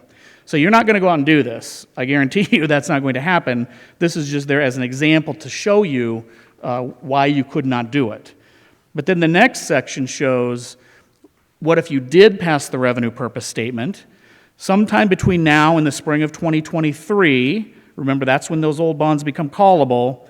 And then you choose to wrap in the restructuring of the old bonds and borrow as much as you can from a new sales tax borrowing. And in this case, the sales tax borrowing extends out 20 years. Now, legally, you could borrow with the sales tax going out through 2051 once you pass the revenue purpose statement. But I don't think I'm not going to say there's no school district that's going to do that today, but I can tell you that I'm not personally going to work with you if you want to borrow for that long of a period of time. I just don't think it's prudent. I think 20 years is already pushing it. But the reason that I'm showing you 20 years is because general obligation bonds can go 20 years. So there's some rationale already within the legislature that that is a reasonable term for a school district to borrow from. But you can see here in the top left box, so you have to scroll down just a little bit there on the screen, but in the top left box, this shows calling of the old bonds. So all of the principal that comes due after 2023 is $4,033,000. So you'd be issuing in this hypothetical example around $9.7 million of new bonds, of which just a little bit over $4 million would be used just to get rid of the old bond. Because you have the payments, I don't want to say today they're not too high, but they are too high to add more debt on top of them.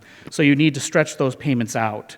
So in addition to restructuring those bonds, you could maybe fund around $4.7-ish million of new bonds. Now, this 3% interest rate that you see here is also wildly high as of today. Also today, the College Community School District, which is where Cedar Rapids, southern Cedar Rapids area is located, they borrowed against sales tax just like this. They had an interest rate, remember Colfax, bingo, general obligation bonds backed by property taxes, somewhere around 1.65-ish. College Community sales tax revenue bonds, no backing of property tax whatsoever, I think it was 1.74. About 10 basis points difference, which is unbelievable.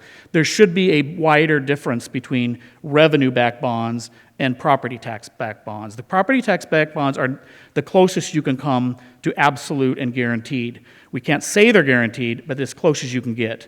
Sales tax revenue is extremely reliable in Iowa, so it is still very secure, but it is also based off of enrollment. So if you lose 100 students for whatever reason, certified students, you lose the money that you were getting paid, and you would probably not be able to make the payments on those bonds. There's no backup. There's no other resource that you can go to. You would literally just default on the bonds. So it's remarkable because interest rates are so low, there just isn't room to see these spreads that we would normally see. It's very, very competitive. So if that interest rate environment were to remain still in 2023, you could borrow a lot more than what we show here, because I'm assuming that 3% rate. But if it was closer to 1.7, 1.8, 1.9, you could get significantly more within the same principal and interest payment. So this is very conservative, at least as of today. And then the rest of that packet, I don't know, Ted, if you want me to go into that part of it, but the rest of the packet is just showing you a very long month-by-month detail of your sales tax and PEPAL revenues, and then repaying debt. In this particular example, actually, if you go to the next page, that's an annual summary, which many people think that's all you need, which is fine. But then it comes to more detail. But where you see that squiggly arrow, that's assuming that you did restructure your old bonds and issued the new bonds, which certainly you have not given me any indication that you will do that. This is just an example. But that's what's assumed here, is that you do that, and you go out and borrow and fund another $4 to $5 million of projects from sales tax, and then you have the assumption in there for your copy leases and non-educational software, $60,000 every single year, $100,000 for technology and software, $150,000 every year plus inflation for just maintenance and general repairs. There's nothing in here currently for buses, but because you're paying for those, or you hope to pay for those from your transportation equity funds that you're getting. But you could switch that if you need to or want to, and it could come back to this source of PEPAL and sales tax. But right now, that's not assumed. And then what you see in the far right column is just accumulating sales tax and PEPAL balances. Now, the voted PEPAL expires in fiscal year 28. If you just scroll up one page on the screen or go to the second page on your paper, you'll see that under the voted PEPAL column, which is the fourth column from the left, you see that dark line under 210,419. That's the spring of 2028, the end of fiscal year 28. That's when your voted PEPAL ends, so I don't continue that revenue stream. You may or may not, between now and then, renew the voted PEPAL. You might look at this and say, well, why would we ever renew it? And that may be true. You see there's a lot of cash here. $3 million by that time, maybe. This is all hypothetical. It doesn't mean it's really going to happen. But you can see $4 million, $5 million, $7 million. By the time you get to 2051, I know I'm going to be dead, and probably most of us will be, the district might have accumulated almost $11 million even without renewing the voted PEPAL. So just sales tax, making payments on debt, and that's funding another $4 to $5 million project, which this assumes, but you haven't actually done that, doing your software, your maintenance, etc. But it doesn't include other things. It doesn't include the roofs. The roofs are not going to fit within your relatively small amount of maintenance. It doesn't include other projects that you might just want to do. This is also showing you get out a couple years, you can just not have to borrow money. Just go write a check and build 4 classrooms or whatever it is you might need and just pay cash for it. So it doesn't necessarily mean that you're not going to need to renew the voted PEPAL, because we don't know what the district's going to need over the next 30 years. But what it is showing is that you're sitting in a good position with cash as far as infrastructure, that you can easily make your debt payments, you can easily fund the routine things that you're needing, and then some. Whether you need to go out and fund larger projects, that's up to you guys to decide what kinds of projects you might want or need. But you're in a much, much better position than you were 3 years ago, for example. So that's maybe a little bit more than just the revenue purpose statement discussion, but any questions about what that's showing, board members, or any discussion about the revenue purpose statement in particular? Yeah, do you have kind of a simple refinancing, what that would look like? Have you gotten that in front of Ted, just in case? I don't think so, because usually what we do, because you can't do it yet. Too early, yeah. For example, what is just our sort of process, and I can do it, I can send it to you guys tomorrow, it's easy to do. But usually this fall, after all the summer bonds have been issued, we start to look at things that become callable next year, so the spring and summer of 2022, and we start sending those things out to schools and say, hey, this is something you might want to think about, or this is not going to work, so don't worry about it, don't waste your time. So I would probably be sending things to Ted probably more like 12 to 18 months from now. But anytime you want to see just an estimate, it's easy to send to you. There's I think a little bit more than 500,000, I don't remember what the exact number is, of interest after the call date. If rates stay where they are today, I mean, there's no doubt that you'd be saving probably close to $300,000 by doing it. But I could give you a more accurate number if you want to see that ran. No, it's far too early. And then would you use the same, we use Pebble and all the different methods, would you use the same amount of funding to get the best rate on the capital structure, or would it be? So what I'm saying, could you use some of that 0.8 stuff to pay off the 3 3/8? Well, you would actually. That's exactly what would happen. You'd have a whole nother bond issuance, sales tax bond issuance. Let's just say it was at 1.4. You take the proceeds from that and you just pay off the old bond. The old bond goes away completely. Yep. So you would get the new, whatever the rate is, 1.4, 1.5, and just begin to pay on that. Could you use cash? That's the other thing. You look here and you have cash, right? Again, you have other needs too, so I'm not saying paying off bonds is the number one priority, but when you get to the spring and summer of 2023, when those bonds become callable, you could just use a portion of the cash that you've accumulated to just pay them off, or pay part of them off and refinance the rest of them, or whatever needs to happen to make it less interest, less fees from us and from your attorney and Standard & Poor's and all that kind of stuff, the lower the borrowing amount, the lower all those things cost you, generally. And this may be not, could you use derivatives to kind of? No. Nope, okay. Nope, it's illegal for school districts to do any of that sort of stuff. Gotcha. Very simple. Yeah, no, I've just, okay, thanks. So I got a couple questions, and well, the first thing is really for the next 2 years to really get ourselves and continue along this path of really being fiscally responsible and setting ourselves up for 2023. Besides the revenue purpose statement, trying to get that passed. Yes. And continuing, hopefully, to pay on our current bonds to continue to save interest payments. Not hopefully, you will continue to pay them. Hopefully. You better. Yes. Is there any other action that we should Yes. be taking in the next 2 years that could really make an impact? Yes, there is. And that is something that we've talked about over the years. Some of it I think you've actually implemented, and I don't remember, Ted, exactly the things you have done and haven't done. But the main things that you can do are things that could improve your bond rating.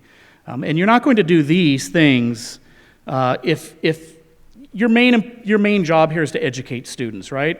Your main job is not to issue bonds at the lowest interest rate. It's awesome if you can do that, but your main job is to educate your kids and do a good job doing that, and that's what you hire these guys for and you're paying them for. So you're not going to make massive changes in your plans to do what I'm telling you right now, but if you can do these things, you should absolutely do them. One of them is to have a formal board policy, not just a board discussion, but a formal board policy that sets where you think your it can be either your solvency ratio is, which, by the way, is a made-up number. It's something that the School Board Association made up 25 years ago, but it is now a number that Standard & Poor's and Moody's are aware of, so they look at that number. But it's really just your cash position, more or less. So do you want to have your cash balances close to the 20% limit? So you know, hopefully, that if you get to 20% cash balance in your general fund, we're only talking about general fund right now, you can no longer levy cash reserve, for example. The legislature changed that several years ago. If you're down in the 2 and 3 and 4%, that's not enough. You may say, well, but we're not a bank. You know, we don't want to hold our taxpayers' money. That is true. But if you want to get a solid bond rating, you need to probably have somewhere between 15 and 20%. Now, having a policy is different than attaining the desire, and having the policy is more important, if you can believe it, than attaining it. So just having a policy that says we want our solvency ratio or our cash position to consistently be X, and you have to make that decision, but I would say 15 to 18% is good. Standard & Poor's and Moody's, they would love you to say 40, 50, 60%, which is, of course, illegal now. You can't do that. But they would love it to be as high as possible because all they care about, they don't care about educating kids. They just care about your ability to repay bonds. But having a policy like that is extremely important to them. That's one of the first questions they will ask when they interview these guys. Do you have a formal policy? And many schools say, no, we don't have a formal policy. We talk about it, which is still good. It's better than nothing, but having a policy is even better. You could also have a similar policy about where you want your unspent authorized budget to be. So you remember those are two different things. The unspent authorized budget is more important in Iowa than your cash balance, but it's not more important to Standard & Poor's and Moody's. It doesn't make any sense. We don't understand it, and we've tried to argue with them. You shouldn't be looking at cash balances because schools can go out and borrow if they need to cover deficits. The unspent authorized budget is way more important. But again, they understand what it is, but they don't look at that number. But we do, and your taxpayers should be looking at it, and you should be looking at it. And there again, you should have a policy that we want our UAB to be $1 million or $500,000 or $2 million or whatever the number you think is appropriate, you know, usually enough to cover probably 4 to 5 months of expenditures. Some schools, 20%. I mean, that's obviously covering not a whole year. It's a fifth of the year probably, but it's up to you. But having a policy of whatever that is. And again, even if you haven't gotten there, it's still important to have it be a policy. Those two things, having those policies, are the most important thing you can do other than actually meeting those goals. Being consistent about keeping your cash balances at X, whatever you say X is, not letting the cash balances go up and down and up and down, which means that you're not afraid to, if necessary, levy property taxes. So you've had a very, very consistent tax levy, probably, literally, maybe the most consistent tax levy I've ever seen. And I work with almost every school in the state. It's extremely consistent, so that's generally a good thing. But that doesn't mean that if next year you needed to spend into your cash balances, maybe this project was over budget, and you needed to spend an extra $500,000, and you got authority from the DE to do that, to spend $500,000 out of your general fund to put in seats because the project was over budget.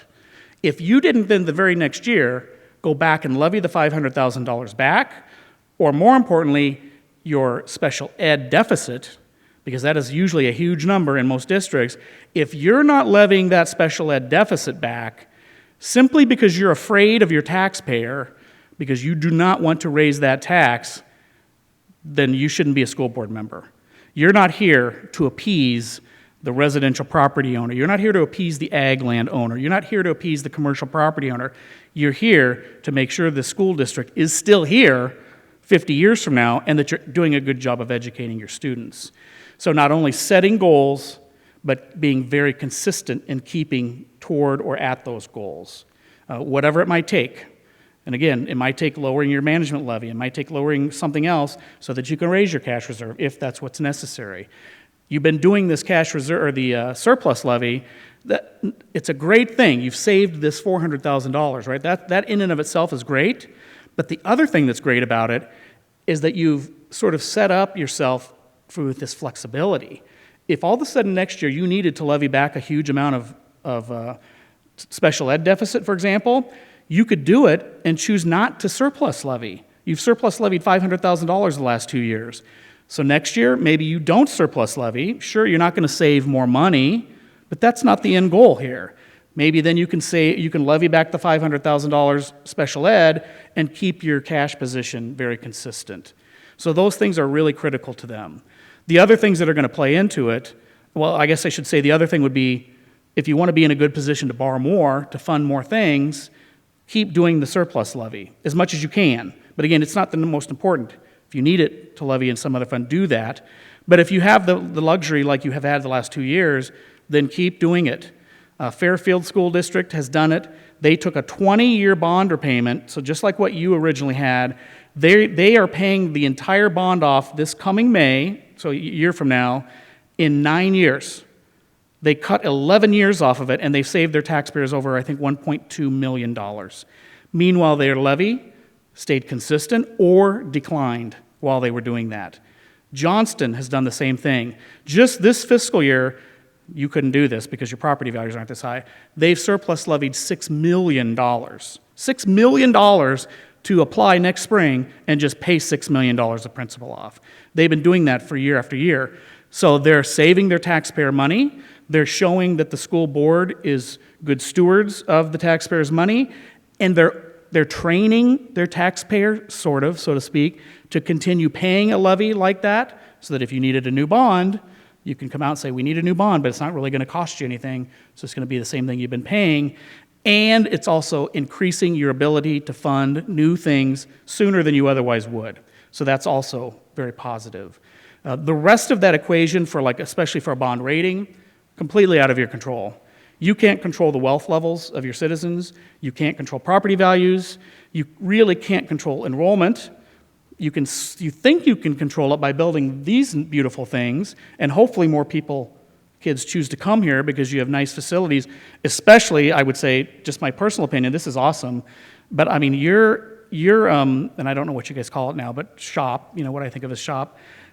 It's literally the coolest thing in the whole state of Iowa. And I talk to hundreds of schools a year, and I talk to them about Interstate 35 schools.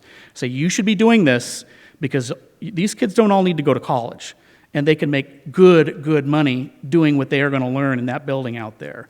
So those types of things, you can't control the enrollment is what I was trying to get at. Unless you have something like that, I would certainly think that's a draw for a lot of kids to come here just because of that facility that you have. And it could be this too. You know, maybe other districts that are right here close to you don't have this, and the people that are arts inclined would want to come here too, so those types of things. But generally, you can't control a lot of the stuff that goes into your rating. I'll tell you, again, not to drag this out, I'm sure you guys want to go home, but district to your north, Martinsdale St. Mary's, they have a AA- rating. That is literally pretty much the highest rating that any school district in the state of Iowa is ever going to attain, other than maybe Cedar Rapids, Des Moines, those huge districts.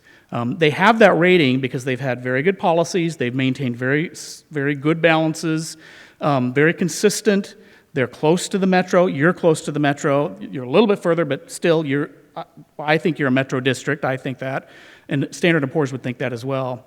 So just know that it's possible. You don't have to be a growing metro district to have this really high rating, because they have it, and there's a few other small districts that have it, but most of them are growing metro districts. So it's possible. Just keep doing a good job. And that's only one higher than us, right? So we're really close. I think you're A. Do you remember, Oh, Ted? two higher? You are A+. Is that what they just raised you to A+? So yeah, that would be one above you. Most schools could not get above A+, simply because of their wealth levels, property value levels. Because remember, they're not just looking at Iowa schools. They're comparing Interstate 35 to Los Angeles Unified School District. They're comparing Interstate 5 to the state of Texas. It's that type of comparison. It's not just Iowa school to Iowa school. It's municipality versus other municipalities. So again, you can't control a lot of that stuff. And what's the differential in, coupons from those two? The yield, it's really more the yield. The coupons, you're going to see the same coupons on everything right now. Probably like today was 5% in the first 6 years at Colfax Mingo. But the yield, historically, it's not always true today because they're just so tight, right? But you would expect probably about a 10 basis point difference between A+ and AA-. And between sales tax, like what happened between the two schools today, we should have saw somewhere between probably a 40 and maybe 70 basis point difference. Instead, we saw a 10 basis point difference. That's because it's not backed by property taxes. Thank you, Matt. Other questions?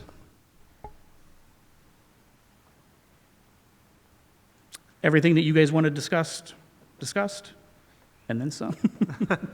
All right, thank you. Thank you, Matt. Have a good night. As always, very enlightening. Good, thank you. All right, we will move on to our Return to Learn Plan 2021. This does require a motion, second, and a vote to approve the updated Return to Learn Plan.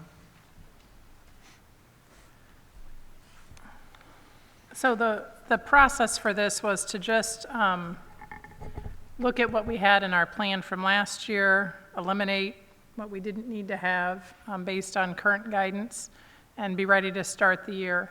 So a couple of the noticeable changes. We are in-person learning, which is luckily what we were able to do all of last year. The only remote option we have for this year are students that are possibly quarantined or students that are isolating that maybe test positive and are home.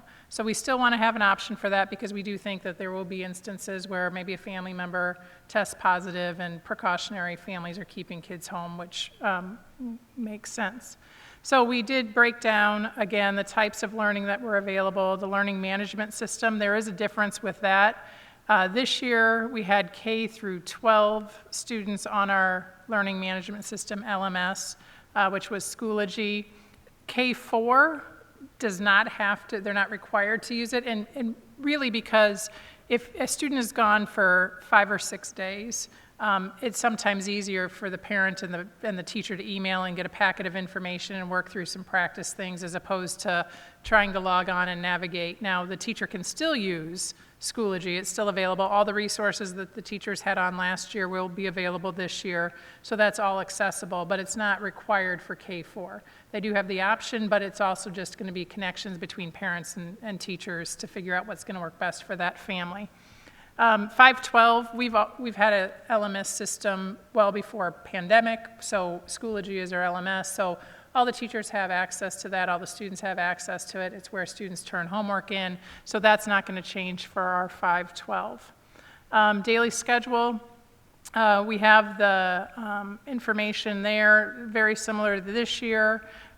We do not have the Fly Fridays scheduled for this. There are going to be components of some of that innovative learning on Fridays. I think middle school, Steve, you can correct me if I'm wrong, middle school is going to start some of that where they're going to do an hour a day where students can choose options to learn about things that maybe they wouldn't normally get to see, which might help them as they determine what classes they want to take when they get to high school. So some more exploration based on kid interest and some of that. So that's been updated.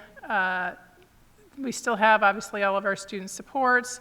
Health and safety, masks are optional. Obviously, the CDC, I think, still recommends that if you haven't been vaccinated, that you wear a mask.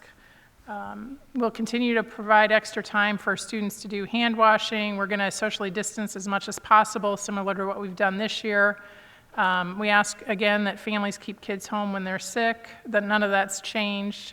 And we will notify parents if a student has been in close contact with somebody who tests positive. So the parent then has the information to make an educated choice for their student.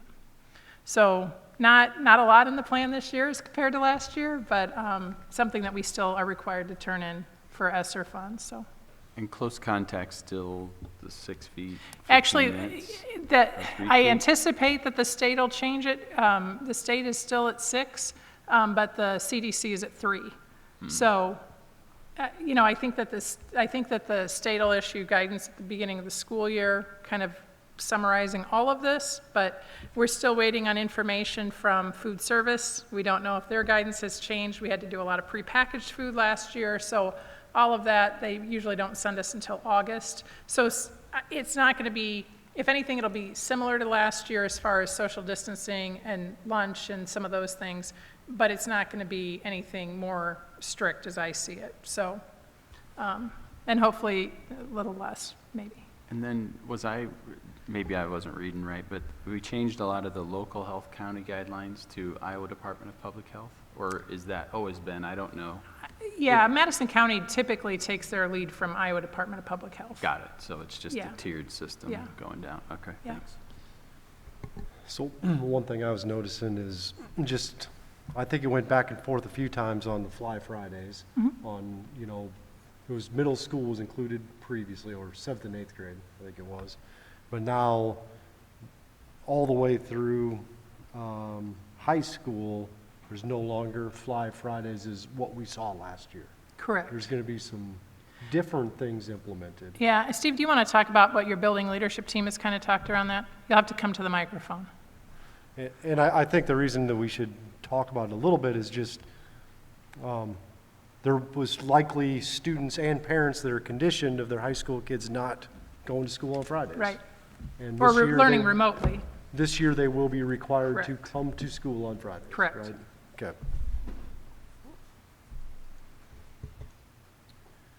Yeah, so the middle school talked about doing some extension type work on one designated day a month that may be an hour in the morning, because everyone will have a common study hall at first hour every day. So they discussed taking that time, maybe working through, if a teacher has a extension project. I'm thinking of the field out there where Mrs. Meggers may take kids to the outdoor classroom to do various things at stages throughout the year of plant life, whatever that might look like, so that kids have those additional opportunities that may not be available when in person going to school for their 5 days. So that's the thought. But yes, all students will be here for those days, all 5 days throughout the school year.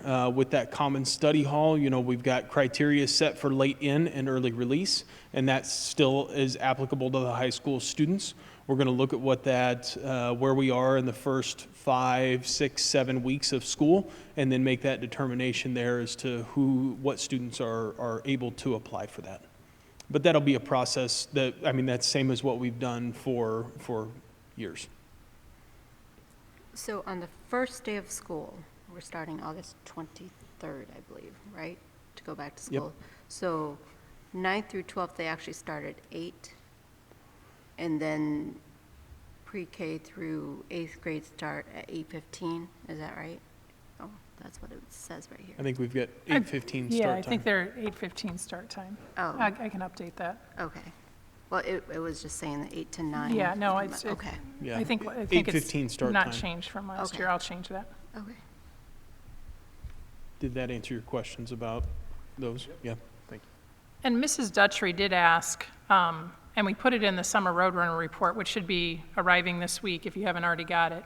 But it did ask for, even parents, if you've got a skill set or something that you would like to use to help educate kids, those Fridays for that hour, she would work with parents and teachers to maybe do some joint projects too. So if you've got a passion for something, we thought, anything really that helps develop skill sets is what we're looking for. So ideas they threw around were chess club, and if you know how to play chess, then we can teach kids some of those thinking or, kind of thought processes or whatever. If you've got an idea and you want to come in and work with kids, we'd love to visit with you about it, so. Maybe Matt Gillespie can come back in and teach them about school finance? It may be. Now, kids have to sign up for it, so maybe. Yeah, There could be an actuary in that group. I might attend.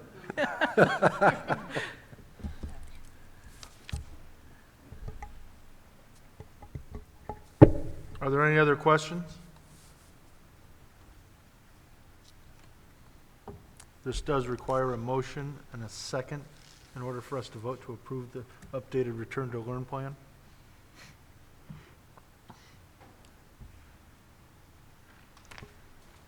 I'd move that we approve the Return to Learn plan as presented. I'll second that. I'll second it. It's been properly moved and seconded that we approve the updated Return to Learn plan. All those in favor signify by aye. Aye. Aye. Opposed? District goals 2021 through 2022. So these are draft goals that we have talked about at the admin level, and I think obviously we've worked through a little bit at the board level with some of my goals. So I just wanted to put these out there, get some feedback. We will, these are suggestions as they have been in the past. The first one really stems, first district goal really stems around our focus on core instructional practices. And, best practices, 80% of your kids are proficient in your core instruction areas with a teacher and some in-class supports. And so making every effort to get our students at that level, I think, is a priority. So we're going to use the ISASP assessment. It's the closest thing to what I would say is a benchmark assessment. It's summative, but it's benchmark, meaning it'll tell you where students are supposed to be at grade level and how close we are to those targets. In addition to that, effectively aligning our assessments to those grade level standards is about the core instruction. So that's a sub-goal of that, but that ties right into our work with our professional learning communities and our standards-based grading work for this next school year. Support the social emotional learning of all students, and really what we're going to do is focus on connectedness to students in the secondary, so building those relationships with students, making sure that they're connected. We do have a new counselor that is shared with Van Meter. This is a new position approved by the state, and it's a career work counselor, college counselor, and so that person, can you tell me what her name is again? I met her last week, but I don't remember her name. Cara May, thank you. She will be working with our students on what after high school, and then she'll follow up with them after they graduate and make sure that we get information if we need to do things to support kids that are maybe going into the workforce with different skill sets so that we get that information. So it's a transition counselor between high school and what's ever next. So that is through, it's a joint agreement between DMAC, Van Meter, and ourselves. So she'll be here 2 days a week, she'll be at Van Meter 2 days a week, and then she'll be at DMAC 1 day a week. So that's that connectedness to students. And then shared ownership and community of support for elementary. Last year we saw this develop, I would say, more so than any year that I've been in education. And it's the idea that if Cindy, myself, and Ted are all first grade teachers, it's not my class, right? It's not, this is what my kids are doing. It's how do we share our resources so that we are first grade teachers? And they're all of our responsibility. So if I've got a group of kids, let's say 2 students that are struggling with comprehension, and Ted has a student that's struggling with comprehension, we collaborate. Now, if we can share time and that student can come meet with my kids and we can work on a real targeted intervention, great. But we don't have to duplicate services if we can coordinate and work together, and that's what those collaborative times have really helped us pinpoint. So we're not, I wouldn't say wasting resources, but we're maximizing our resources to a greater level. So that's around that ownership and community of support for the elementary. And then supporting and implementing the evaluation and evaluation of the strategic plan. So those are the 3 goals that I would recommend for our district level goals. And then in addition to that, so Mr. Weber, Mr. Tessaw, Mr. Castor, all are developing their building goals around those. So when they're working in their building leadership teams, they're focused on that core instruction. They're focused on making sure those assessments aligned. They're making sure that at the middle school and the secondary or in the high school, they're talking about that connectedness to students. So that's where their goals are generating from. The superintendent goals work on solidifying that culture of support for teachers and staff. And we do have some time this year to build that into our PD on Fridays when we have PD with our staff. That is not something new, but I think last year it was a little bit more challenging for obvious reasons. We gave staff a lot of time to try and work through whatever they needed to. So we didn't do a lot of work beyond just the return to learn plan. So that I didn't take off because I don't feel like that's probably ever going to be off the plate because we can always support teachers and work towards that goal. Obviously, a large part of my job is the district strategic plan, so that's on there still. And then one of the things that we talked about in evaluation was this idea of trust but verify when appropriate. Obviously, there are some downfalls around that. You read the research on it, it's good, but there are also things you have to pay attention to. So allowing for that administrator-teacher ownership, some accountability along that line, which is one of the reasons why I think the tie-in to the district goals is so important for our buildings, because as they are accountable for those things to put in place in their buildings, that's going to help towards that district goal.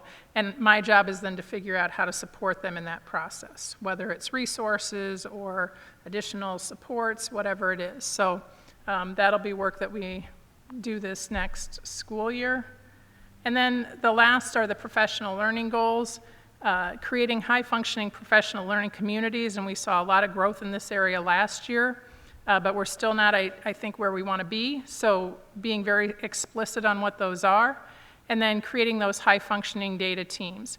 And this one is a little bit more challenging. We haven't had consistent data as a result of COVID, but we also are just learning the protocols of what that can look like, so that we never want it to be that a teacher feels like it's an attack on a teacher for data, but it's why do we think students are learning at the rate they are? What can we do to be collective and really work together for all kids? And so having those discussions is a shift, but it's, I think, very important because when we can work together with our resources, the better off we're going to be.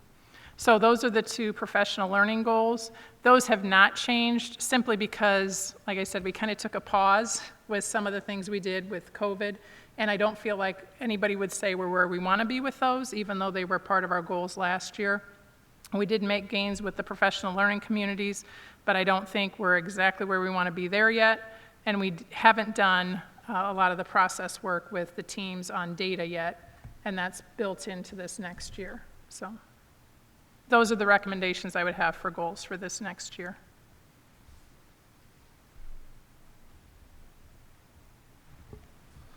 I get a quick question on number 2 on the professional learning goals. Just on the data teams, is that specific teams like that you have per, I don't know if it's per grade level, per secondary, middle, what does that look like? So currently, we look at that at the SIAC, the community group. We look at data in terms of are we meeting our goals? But that group only meets 3 times a year typically. We started doing it in our PLC work, so our English language arts teachers have started to really kind of drill down in what that looks like, but the other levels have just done it superficially. They may have been trained and they may have tried it a time or two, but it's not a consistent part of their practice.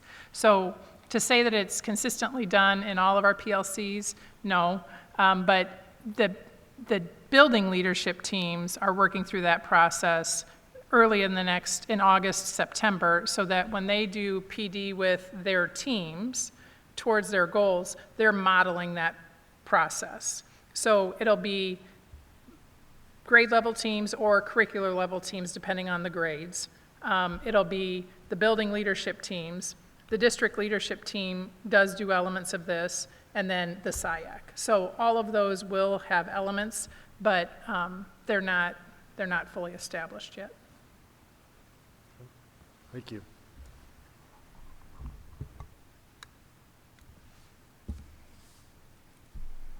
Are there any other questions on this issue?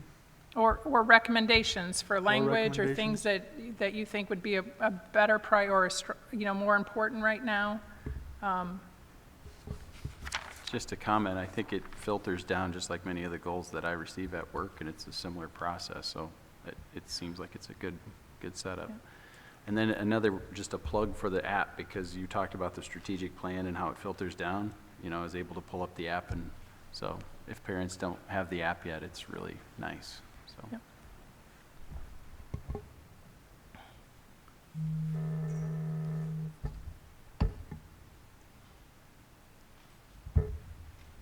Oh, I'm sorry. I wanted to talk about one more thing with that. We did include the student data. I will be presenting this in more detail in August, but if you have questions about that or things that you would like between now and then, that's fine too. But obviously our goals are centered around that work too. We knew going in, I think everybody on the Return to Learn team last year talked about what it's going to look like with 5-6 months of not structured learning. We usually see a dip in the summer, which is, something that I think, plan for, but not maybe the level of a dip that we would see as a result of a pandemic. So we will go through that data in more detail. I would like to get it to the staff and go through it with them, and we'll get it to you guys. I think our next board meeting is the first day of school, so I'll share it with you then. And I did include it, but it's just the raw numbers, so you can look at it and go through it. But we'll have more detailed information about that in August. All right, thank you very much. This does require a motion and a second for us to vote on the district goals for 2021 through 2022.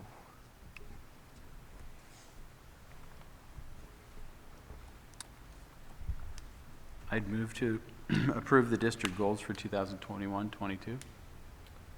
I'll second that motion. It's been properly moved and seconded that we approve the district goals for 2021 through 2022. All those in favor signify by aye. Aye. Aye. Opposed? All right. Now we'll move on to the secondary student handbook for 2021, 2022. This is what Mr. Castor had presented. Right. So these, again, are presented every year. If you want to see, I'll put up the changes that were highlighted by Mr. Castor. And who on your team does this? Is it you ask all staff and then you bring it to the building leadership team, or explain the process maybe?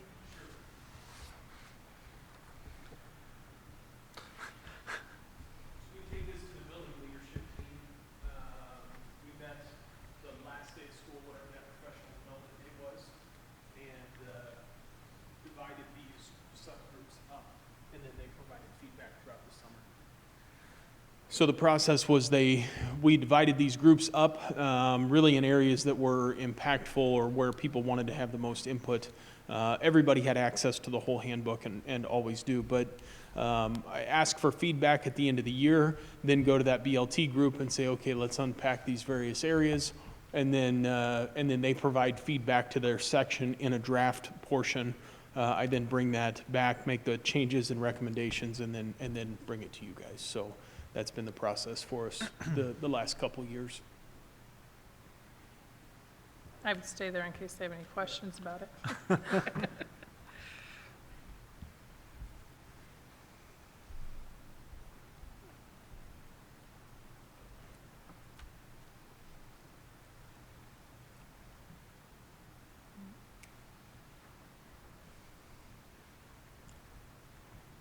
If there's no questions for Mr. Castor, this does require a motion and a second to vote to approve the secondary school student handbook. I'll move to approve the secondary student handbook for 2021, 2022. I'll second that. It's been properly moved and seconded that we approve the secondary student handbook for 2021, 2022. All those in favor signify by aye. Aye. Opposed? I think you can go back to your seat, Mr. Castor. Thank you. Front row's always available though. It's always there. Pretty open. All right, the elementary student handbook 2021 through 2022.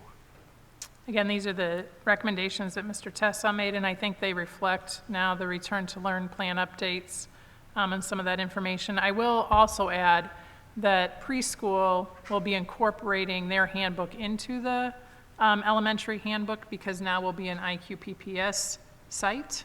And so when the preschool brings that, and I think it's slated for August, we're going to just roll that in, and so it'll be an extra tab in this. So it'll be included, but we're doing them separate because this we want to have ready for registration, and they're getting everything in line with the QPPS site visit. So that'll be ready in August, I believe. Is that correct, Mr. Tessa?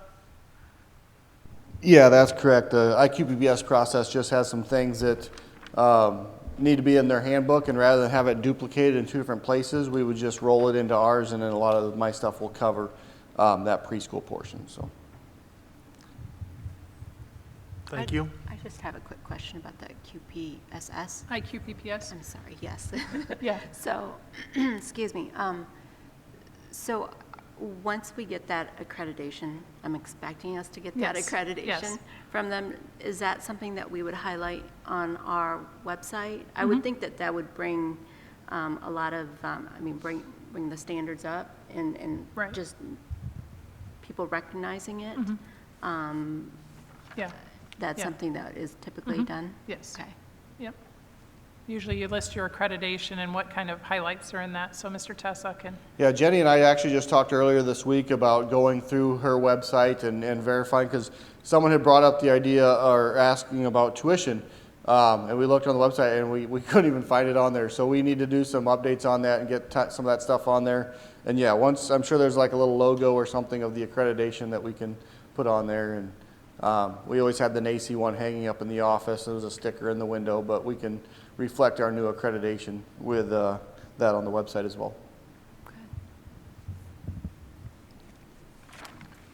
Are there any other questions on the elementary student handbook?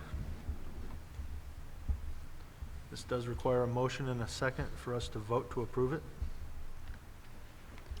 I'll make a motion to approve the elementary student handbook for the 2021-2022 school year. I'll second that. It's been properly moved and seconded that we vote to approve the elementary student handbook for the 2021-2022 school year. All those in favor signify by aye. Aye. Opposed? Garbage bid. So if it's okay, I'm going to talk about these together because the bid sheet that you have in front of you represents both. We can talk about garbage first. We solicited 4 bids. We received 2 back. Waste management was at $774. and 82 cents, and TRM disposal is at $731. Similarly, for the pest control service, we had 4 bids solicited and we received 2 back. Kennex Pest Control came in at $110, and Southwest Iowa Pest Control came in at $175. So the recommendation will be that we take the low bid in each, the garbage service with TMR disposal and pest control with Kennex for those services for the upcoming school year. Was there any differences in the garbage, like, services provided? You know, we really worked hard to make sure we're comparing apples to apples. So, and I've not talked to Rick. Ted worked through that. Do you want to talk a little bit about?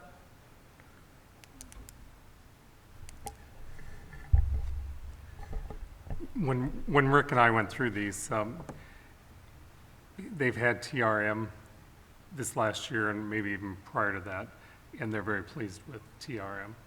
Okay. And they came in lower, so he was okay with that. And then the same with the pest control.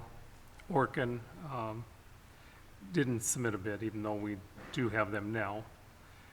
So with Kennex, that's the most logical, because we've had Kennex before.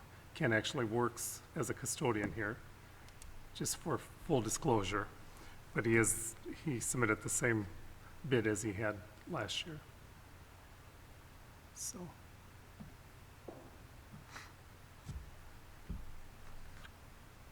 All right, we would need a motion and a second to approve the bid for garbage service and pest control for the 2021 through 2022 school year. I would ask that in the motion you include both of those.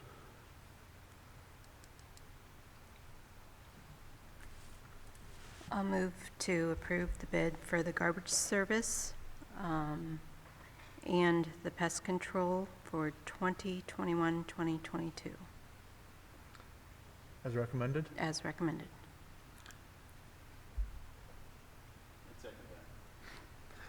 It's been properly moved and seconded that we approve the garbage and pest control bids as recommended for 2021 through 2022. All those in favor signify by aye. Aye. Opposed?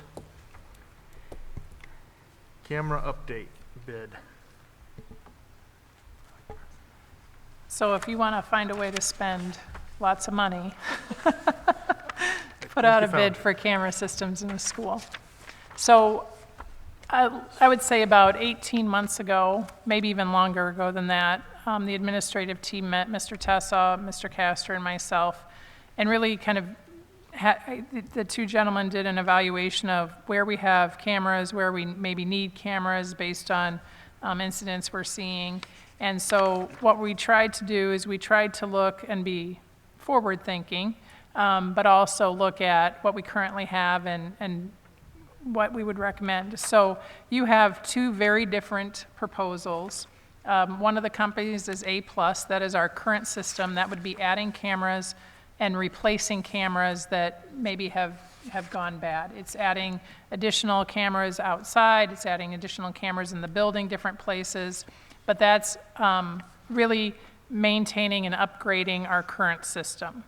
The other proposal you have, actually 4 different versions of it, is if we completely replaced the camera systems, and that's more, it's modern technology. So I'm going to let Mr. Tessa explain the difference so I don't confuse anyone as to what those 2 are. Exactly. So again, just a little bit of backstory. We've worked with A+ ever since I've been here. I think they installed the original. When I got here, I think there were 5 cameras installed, maybe 10. Just a handful. We've slowly added to that over the years. And then there was a meeting a while back as we were talking about potential uses for the ESSER funds, safety and contact tracing kind of became something we had talked about, and we dug a little deeper into this. We did reach out to 3 different companies. The third didn't return a bid, but we first met with A+. Kind of did a walkthrough of the building, identified some dead spots or trouble areas, and then their proposal is to add 17 additional cameras to what we currently have. Reuse the cameras that we have on the outside, the 360s. They have a nice range, obviously, of 360 degrees, but they don't have very good depth to really zoom in. So those would come down. We could repurpose those and use those inside where they do work really well in a smaller location, and replace the outdoor ones with something with a little bit better view.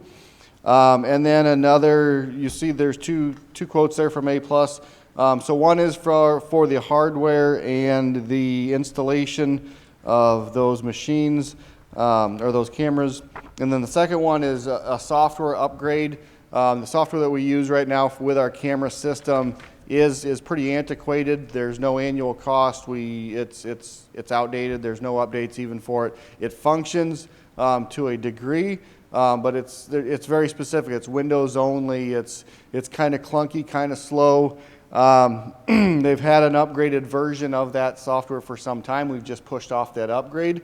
It is more of a subscription-based program where you pay so much per camera per year, kind of for the privilege of using that, but it is a lot more user-friendly, has a few more features. It's multi-platform, Mac, PC, etc.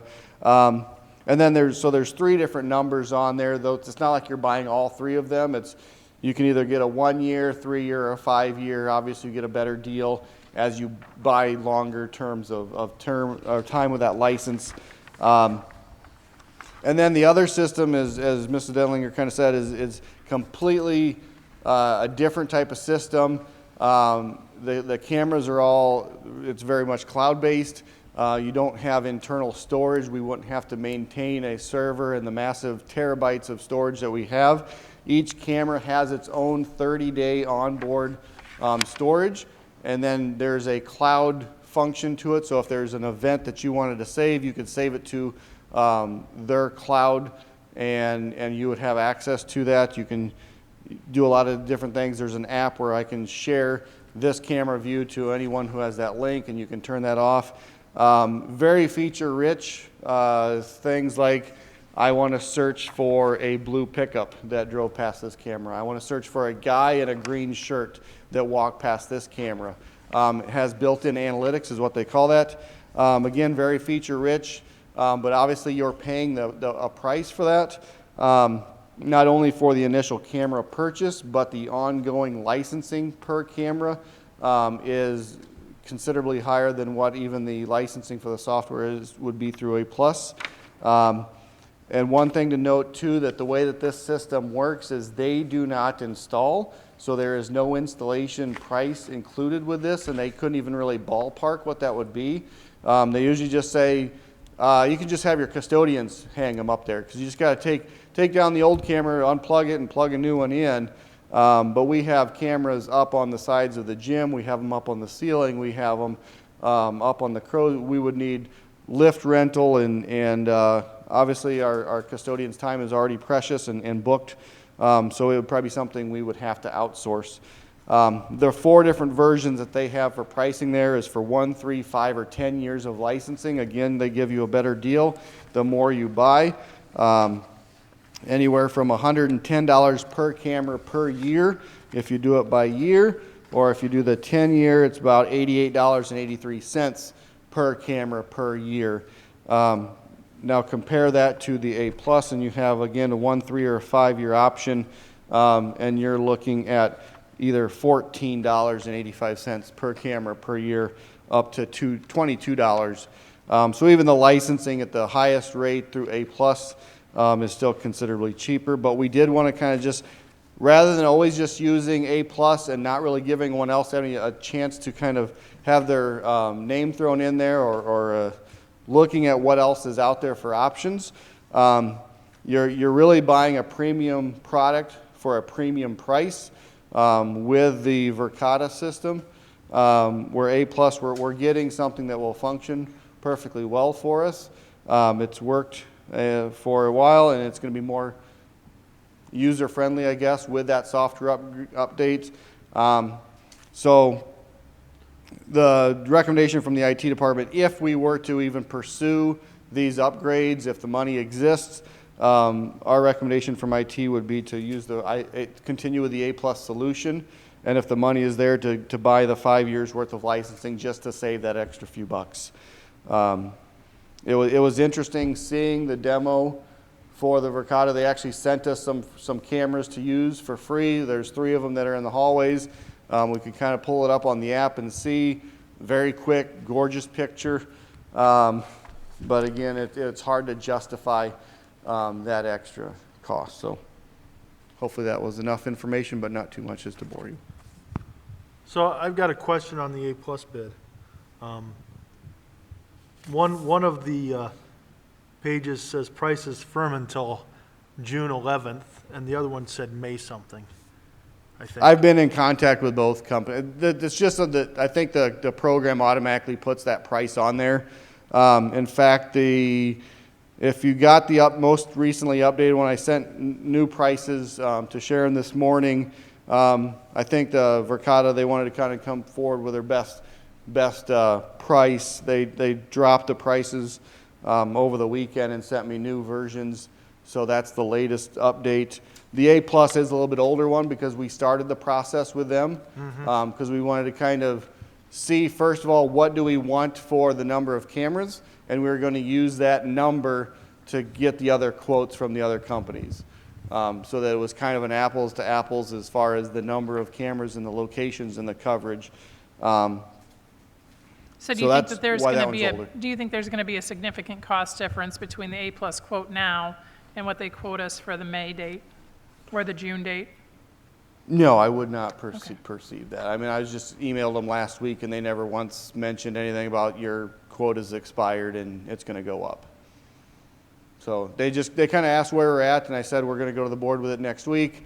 Sorry for the delay. We've been doing some demos. Took us a while to get the demo cameras in and installed. We wanted to let them run for a while, and then we did a couple webinars with the salesmen so that we can kind of go through some of our footage and see what we thought of it. And I can't argue it. It's a good system. It's good cameras and really neat perks that you can do, or some neat features, but it's a premium product. It would be ideal if you had, say you owned a store and you don't have a server to store all your data and you don't have an IT person to run that server. You can buy 10 cameras, stick them up in there, and they're instantly on the app, and it's all cloud-based, and you wouldn't have to have that infrastructure. But we already have the infrastructure. We have a technician that maintains it. We need to maintain those servers for other things that we do within the building, so we're not getting the big bang for the buck on the savings that you could have. Again, paying that extra licensing cost every year for every camera, it's a hard pill to swallow when we are used to paying $0 per year. Again, because we had the old software. When you buy a new camera, you pay for a license one time. You'll see that on the one quote. It says a salient license. That's just to add the camera to the system.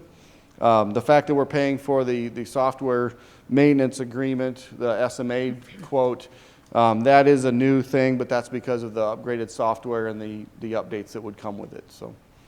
So just to clarify, Jeff, the A-plus does include the installation of the new cameras, correct? Correct, yeah. The bigger number of the one has on there the CCTV labor. That's the installation.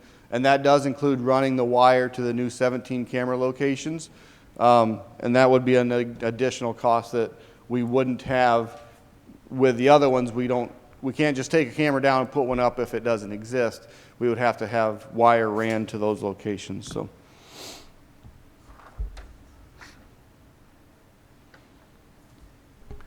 How many times a day, a month, a week do we use the cameras? Do we have to go back and review, just out of curiosity?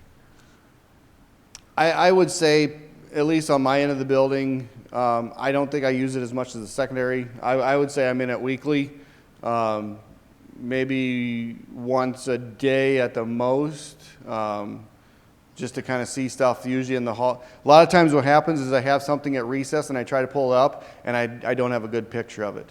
And so that's one of the additions on here is some better cameras on the playground. because that's my trouble area is the playground Yeah. and hallways. And it never seems to fail. It's in a hidden spot. We have those lovely features in the hallways with those little locker pods that bump out into the corners. And when you're looking a straight shot down the camera or down the hallway, you go inside those locker pods and you're kind of in a little blind spot. And I think the kids have picked up on that, and they know where they can act up and be hidden. I don't know, Steve, if you have a better idea how often you're in it.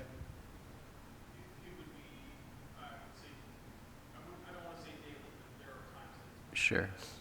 And, yeah, mainly for conflict resolution or something of that nature, right? Or, okay. So it's obviously necessary, yeah, okay. And then they said, ESSER funds, are they available for this, or is it I guess, are the funds available whether it comes through ESSER or, Yes, the funds are available, but I think putting them with ESSER might be a stretch. Gotcha. So I think we would just Monitoring for use symptoms. our PEPAL or SAVE funds, which is, I think, important to note when Matt was here and discussing, we have projected a $400,000 roof bid that he doesn't have in there for next year. Yeah. So all of that still has to be accounted for. So while I think that Ted and I think, would not bring anything to you if we didn't have funding available for it. I don't know that I know that Mr. Testa's recommendation is A+, and I know we have funding for that. But if you decide to do a 10-year package with VRTA, I don't know that we would have funding for that, but we could make it work if we needed to, if you vote that way, so. Gotcha. Well, certainly, okay, So- that helps immensely. Does upgrading these impact insurance rates or liability issues? I don't think so. So We're the just A+. adding more. Yeah, so we already already have a base. We're just adding more to spots where we maybe aren't getting as much coverage as we want. So with the A+ quote, adding these 17 cameras, and I know you're upgrading a couple interior, does that give you kind of the wish list that you guys came up with on, hey, these are the areas that needed to be addressed? I mean, is this give you a system that you're comfortable with? I mean, obviously, it doesn't matter if we have 100 cameras or we have 1,000 cameras. You're going to have dead spots and blind spots, and you can't avoid that. There's literally nothing you can do, and we don't want to seem like Big Brother either, where we are cameras everywhere. But we do have some. There's our concern areas. One place that we had them quote is. As we use the auditorium more for, especially this year, we had the open campus was housed in here. You have a large number of students, and we had no set of eyes on them. So they proposed, I believe, up in the kind of the corners of the stage there. So they're I didn't want anything that was obtrusive and would aesthetically pull away from the auditorium. So obviously those would be some high locations, and it would give us full coverage of the seating out here. And then again, those hallway spots where those little pods are, that's where we would be repurposing the 360 cameras from the outside, is you can put one of those up in there and it gives you a nice fisheye lens view of that whole area. It's going to be better than what we have. Again, you're never going to have a perfect camera system that covers everything. We're just way too big. But it's definitely going to be better. We kind of balanced the idea of a prime wish list, because a prime wish list probably would have added 50 cameras, but where's our priority one at, and maybe some of those priority two cameras. And if we continue to add in, we've done this now in multiple phases. I think this is probably phase 5 since I've been here, where we add incrementally a certain number of cameras. I wouldn't be surprised if 2 years from now I'm here again saying we want to add 20 more. Because we're going to continually identify those new places that we need to add that. It has been probably 4 or 5 years, though, since we've done our last major camera update, so we haven't really done that. in a while as far as adding a lot of cameras. I mean, we added some with the construction, but that was just part of it. So it's going to be better than what we have. It's going to help us a lot with our blind spots. Is it going to be perfect? No, nothing ever is.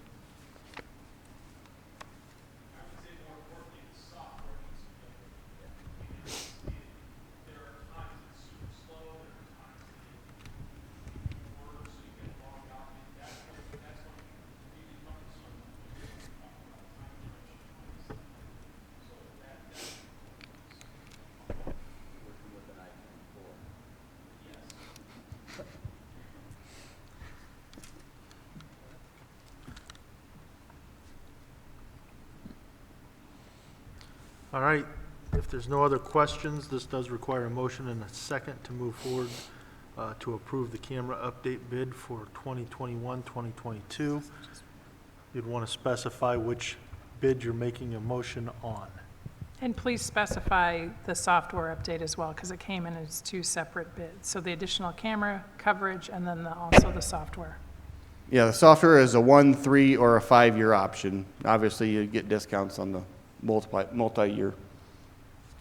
Can I ask you a question? What is the recommendation for The recommendation from the IT department would be the A+ bid as written with 5 years of licensing as to secure the lower price of the per year cost. So that would be the $7,276.50 on the one sheet. It's not the entire amount. It's all 3 are added up there, but it would only be the one licensing cost, and that would get us again 5 years, and then in 5 years we would have to renew that software license. Okay.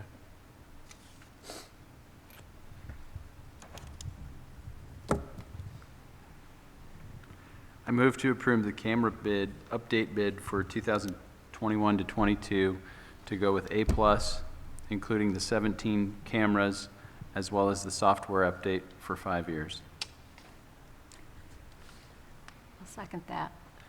It's been properly moved and seconded that we go with the A+ bid as Eddie read. All those in favor signify by aye. Aye. Aye. Aye. Opposed? Motion passed. And that leads us to, I believe, the end of the agenda. Our next regular school board meeting is Monday, August 23rd, which is the first day of school. So that will be exciting. And we will need a motion to adjourn. I move to adjourn. I'll second that. It's been properly moved and seconded that we go into adjournment. All those in favor signify by aye. Aye. Opposed? We are adjourned.